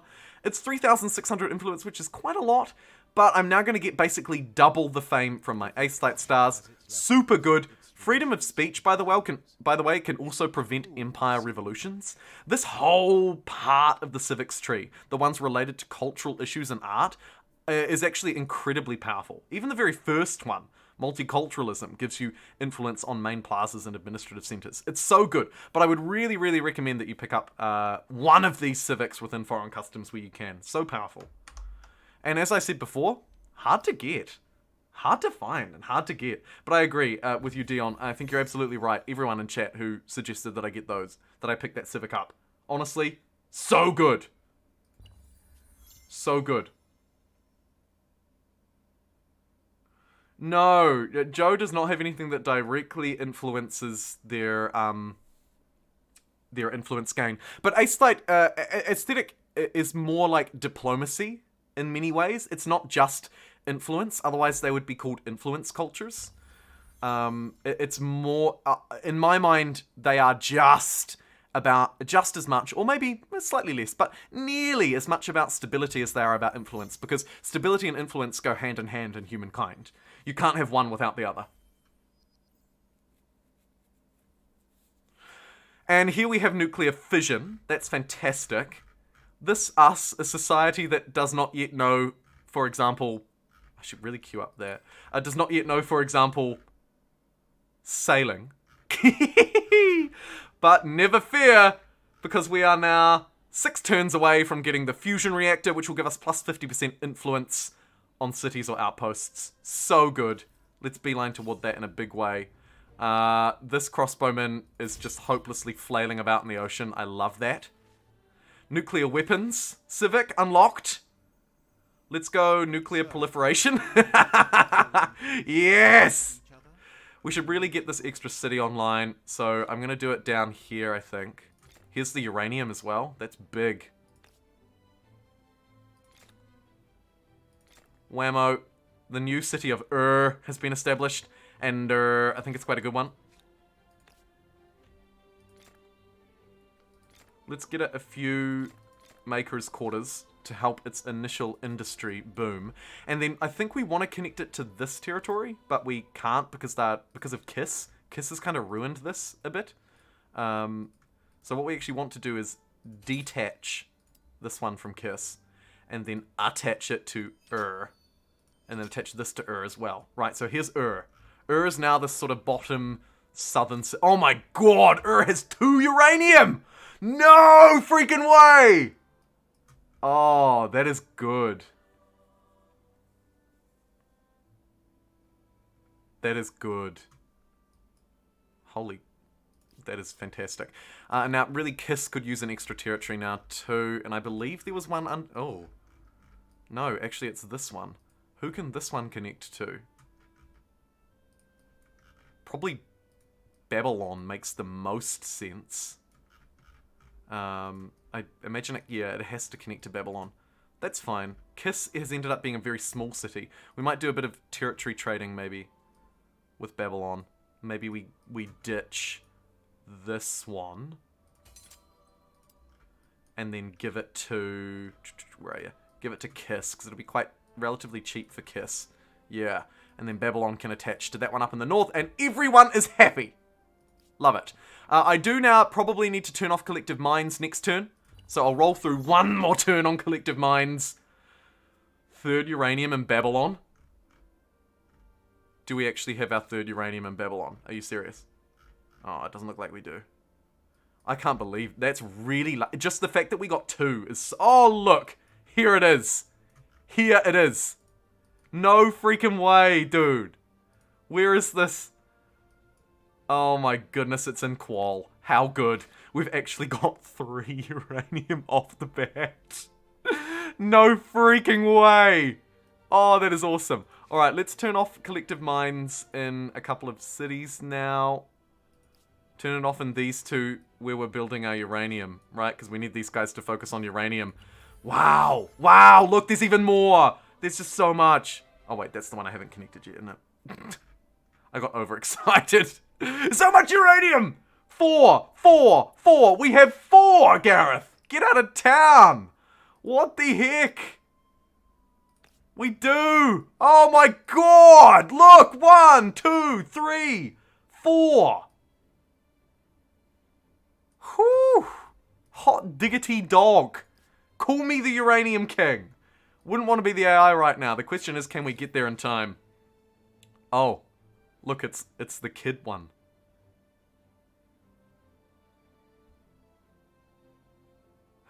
Or do I just want forced labor? What does this force us to enact? +1 researcher's slot. Right, so we can get our kids researching or we can get our kids making. We want child education in this case. So let's take the one that gives us child education. Forces choice child education. That's the one we want. Which weirdly reduces our science for a few turns, but that's okay. Because it's going to up it overall by a lot. What's Brazilian for please stop nuking me? Mood. Turn off Collective Minds here as well. Let's do a fusion test right next to our neighbor, just to really show them who's boss. I like that a lot. I can't believe this nuke rush. This is absurd. 3 more turns for fusion reactor. Maybe I should ride Collective Minds a bit longer, actually. Maybe we just ride Collective... Like, we just save up more money and then do the same thing again. More Collective Minds. You're tuning in at a great time, Avinash. A great time to tune in. We are getting near the end game. We are losing the fame game by a lot. So we're going to have to... Basically, we need to rely on nukes at this point. Like, I have to nuke the AI if I want to win this. Oh my god, look at this battle. Retreat, because I kind of want to claim these islands. Ah, no, they've already been taken. Disaster. Boom, there we have it. The fusion reactor rush successfully completed. This, by the way, makes us snowball even more in collective minds. It's pretty nuts. It's pretty nuts, and honestly, it might be worth prioritizing, but let's do the fusion test first. We could lock down we could get a bit of money and some bad things, or we could get a whole lot of industry for some cash. Let's do that. Okay, I don't actually want to manually resolve this, because this is just going to be a bloodbath, so let's just not even look. Oh, nothing to see here. Looks like a fun in-game challenge. This is definitely going to be an in-game challenge. You got that right, Pete. We are the Babylonian Collective. Join us or be nuked. Okay, honestly, the Babylonians have become death, destroyer of worlds. Yes, we have. Yes, we have indeed. We do, however, need missile silos. Which is going to be awkward. We need rocket science. So let's beeline towards rocket science. It'll take us 5 turns. Literally, what? 5 turns? Holy shoot, dude. That is nuts. Because Sipar and Akkad are still pumping out districts like there's no tomorrow. Brilliant. Okay. It's time to snowball, folks. Let's get snowballing.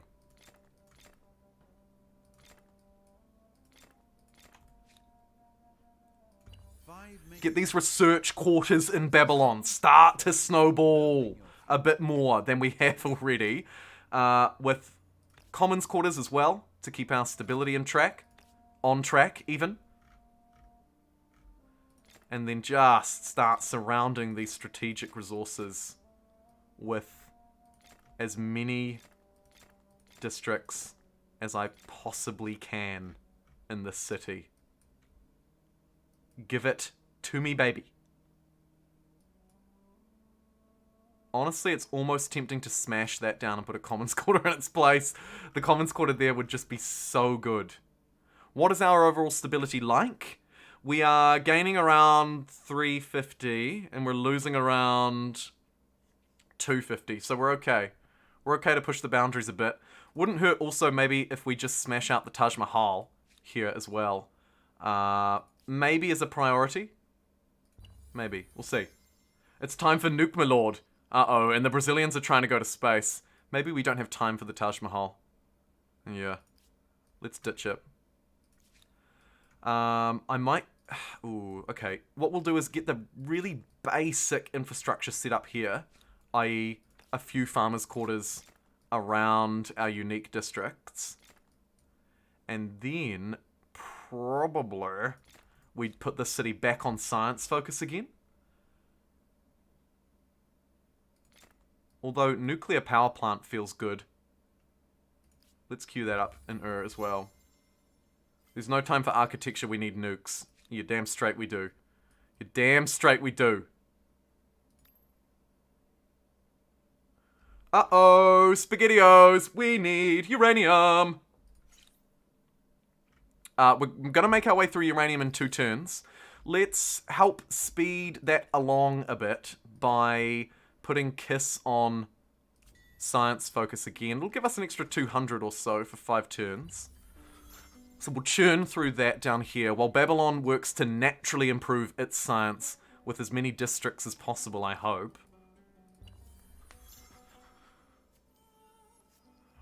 There's some more era stars. We'd like to get through into the contemporary era as well, if we could help it.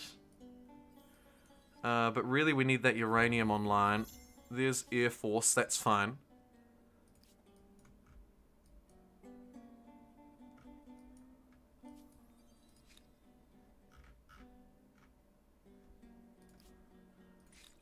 We are still 2 turns away. I'm wondering if I can speed that up.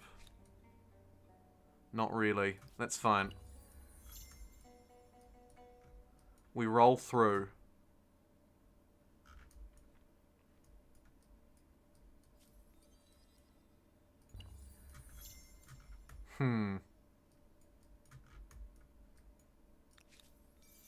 Those dudes are fine. No! Ah, no! Ah, disaster! You have not triumphed this time. But the We mark couldn't get there in time! and difficult. Other names We will be couldn't get there in time. when the tales are all told. Just gonna continue the game. Not because I think that this could still be a legitimate victory, but because I'm interested to see what would happen if I had decided that science wasn't a valid endgame decision. So for those who don't know, when you start a game of Humankind, you can tweak the sort of endgame conditions. So you can be like, actually, I don't think science should be able to end the game. Or you could say, I don't think pollution and world-ending things should end the game. There are different things you can do to determine how the game ends. Now, I don't, on principle, I don't like to change them because, I mean, if someone else has bit me, then they've bit me. But also the other thing is, if you leave them on, like I have, you can just keep playing anyway. So yes, Gareth, you're right. I could have said, actually, you can't win the game by science and keep playing. Would that be a real victory? Maybe not. Why did I lose so badly? You may be wondering. Was it through sheer crappy misplays? Most of the time, honestly, it wasn't really. Was this game the most optimized game ever? No, of course not. There are ways that I could have played better. But, by and large, the decisions made throughout most of this game were pretty good ones. We didn't, for example, waste a whole lot of turns building military units to have them stand around and do nothing.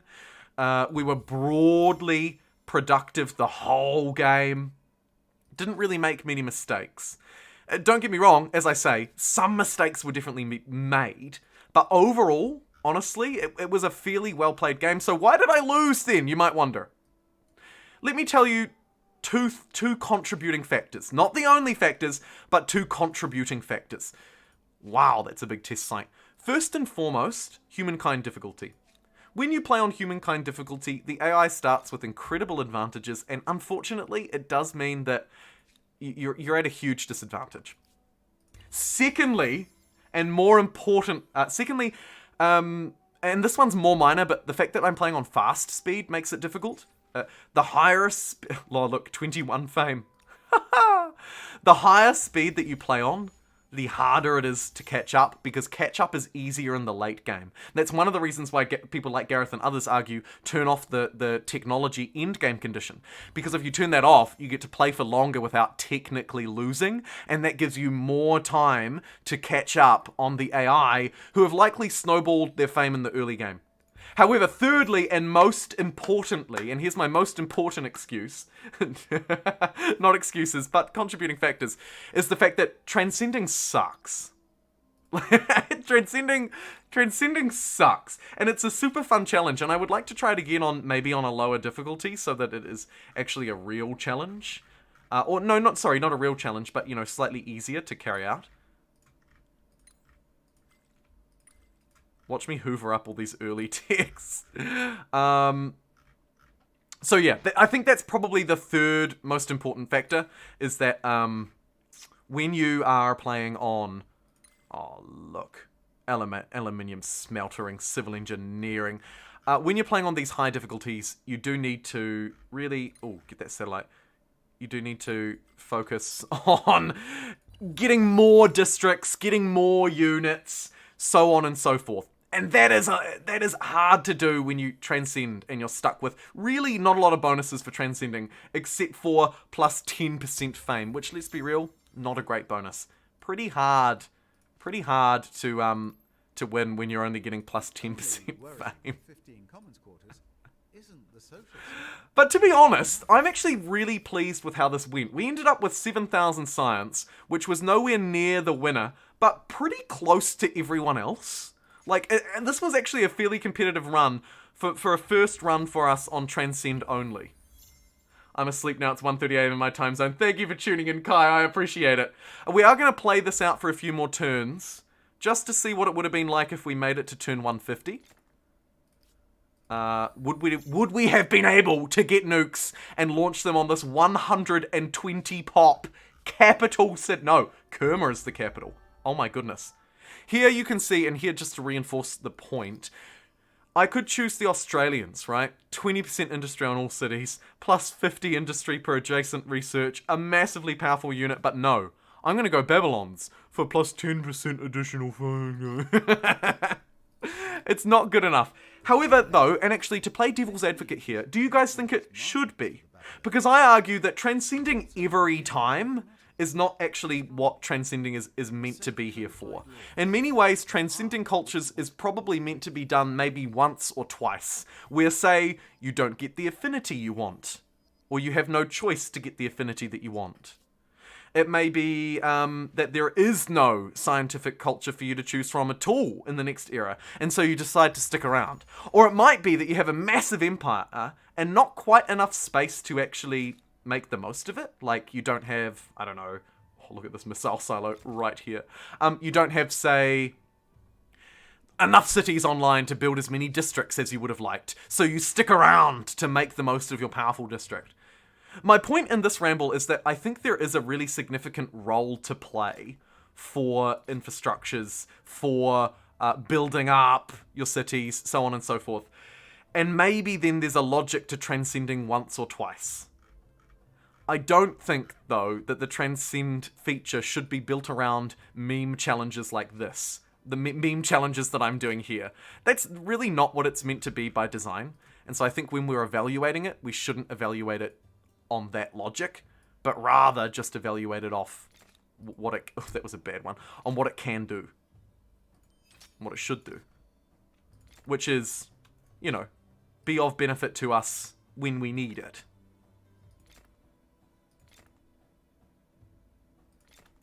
Let's just get a few districts down and around here.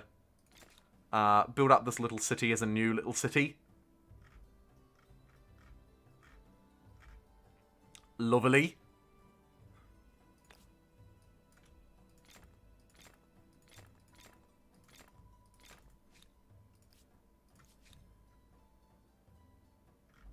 And then I guess in order to secure nukes, if we were able to get there in time, which we mightn't be, I should maybe just focus on a bit of quick science gain where I haven't got it, like getting some schools in this city. The one with the most fame wins. Yes, they do. Yes. And they already have. Would be cool if it was a legit option. Maybe in future it will be. Yeah, I agree. But my point is that it should... I think it should be catered towards being a legit option for, like... in the mindset that you're probably really only doing it once or twice, not like doing it like I am here, where we're trying to keep it for the whole damn game, you know? But I agree, and I think there are lots of fun things that they could do with it, like, say, you keep your district, but the district gets an additional 10%. Potentially. If you transcend with Egypt, can you switch in the late game? Technically not. That might be that might not be in line with the sort of rules of the challenge, Gareth. But potentially. Okay, so is done doing its thing. It's got its missile silos. It's kind of ready to just roll. So we'll help it do that. We may want a small army here. So let's just get a few units just in case shit hits the fan. We'll get an army of 6 in Also, if we're launching nukes, we're going to need an army to follow them. So let's get that online in potentially KISS could look to do the same as well. It's fairly well established now.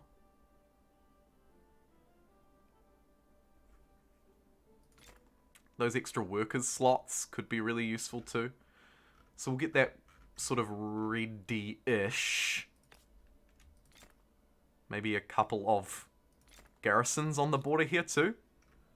Also, actually, another missile silo up to the north might be a good strategic decision. So let's queue that up. Does the transcend bonus stack? So third transcend is plus 10%. I don't know if it's additive or multiplicative. Does anyone in chat know? I'm assuming, Pete, that it's additive because a lot of the bonuses in this game are. But I don't know for sure.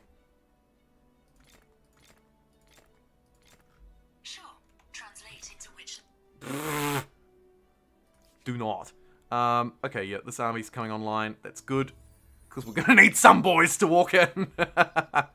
When in doubt, send in the boys. Oh, look, and finally, there's those construction teams.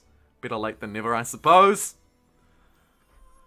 Builder stars completed. Do we have everything that we need? We need oil now. Yikes. Do we have the... I think we should have the technology for it. I don't think it'll be the tech that's holding us back. Oops. Oil? Oh yeah, we got oil. Fine. Question is, do we have any, I guess? I got quite lucky with uranium. Maybe I'm quite unlucky with oil. Oil! Oil! Oh no! Oh no. That might actually literally just ruin the plan. No oil. Are you joking me? There is some down here. How?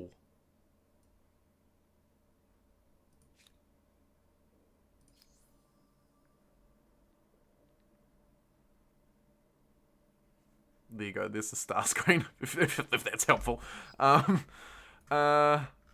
Okay.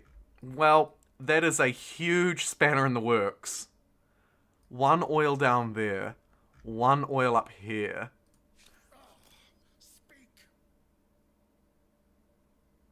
They don't even have any that they could trade me, even if I could get trade with them.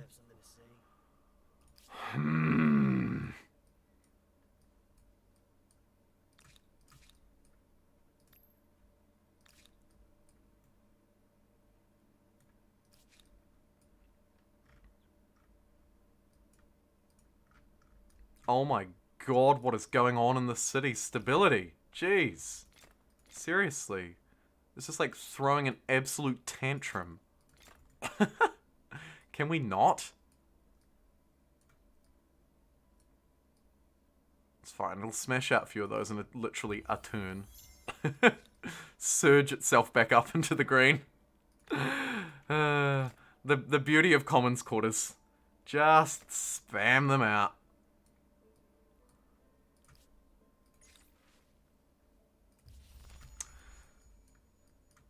It happens too often, doesn't it? You just get stuck without oil. And, like, you can't even build, say, a synthetic refinery. What we need to do here, awkwardly, is, like, get some boats. Probably, so that we can boat over some people.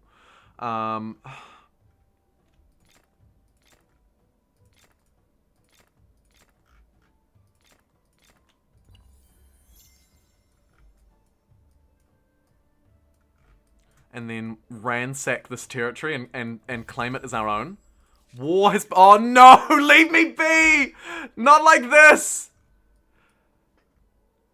Oh my goodness! Looks like it was never meant to be. Look at this. They're like, oh man, we've got 3 turns left. What do we do? Hoi hoi hoi hoi hoi. Oh, their Air Force just brutalized these units. Look at the damage that those units took. Isn't that absurd? Oh, man, that is crazy. That is crazy. Look at those airstrikes. Amazing. Oh, unfortunately, we just couldn't quite get to the nukes. If we had oil, we would have had them researched and launched by now. But I built... Oh, the airstrike is brutal. Oh, boy. Well played. Who was this? Well played, Angel Spike VG, you introverted, wary, vindictive, charming collectionist. You did well. Kudos to you. Honestly, well played. I actually feel like that this was a really good game as well. I do actually, you might not think so looking at it now, but honestly I feel like we played really well. We managed to have our society in line, we had our religion in line. If I had changed cultures, I would argue this probably would have been a good win, but it was the Transcend Challenge, and I need to acknowledge I failed the Transcend Challenge. Here we are moving into what would have been the final turn of the game, turn 150. Unfortunately, oil was a real letdown for us. In fact, it was arguably the only letdown. If we'd had it in time, we might have been able to launch a nuke at Krakow and just destroyed 150 population and rolled in here. I think this was a really, really fun, enjoyable game. My question to you now, before you tune away, I see there's still about 130 people here, so it's probably the core viewers who are still watching and listening at this point. Let me throw a poll in for you. What should we play? When should I stream?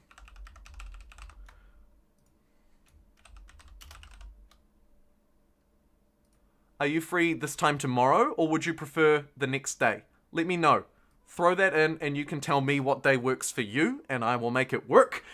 I was thinking maybe we do an aesthete stability influence run tomorrow.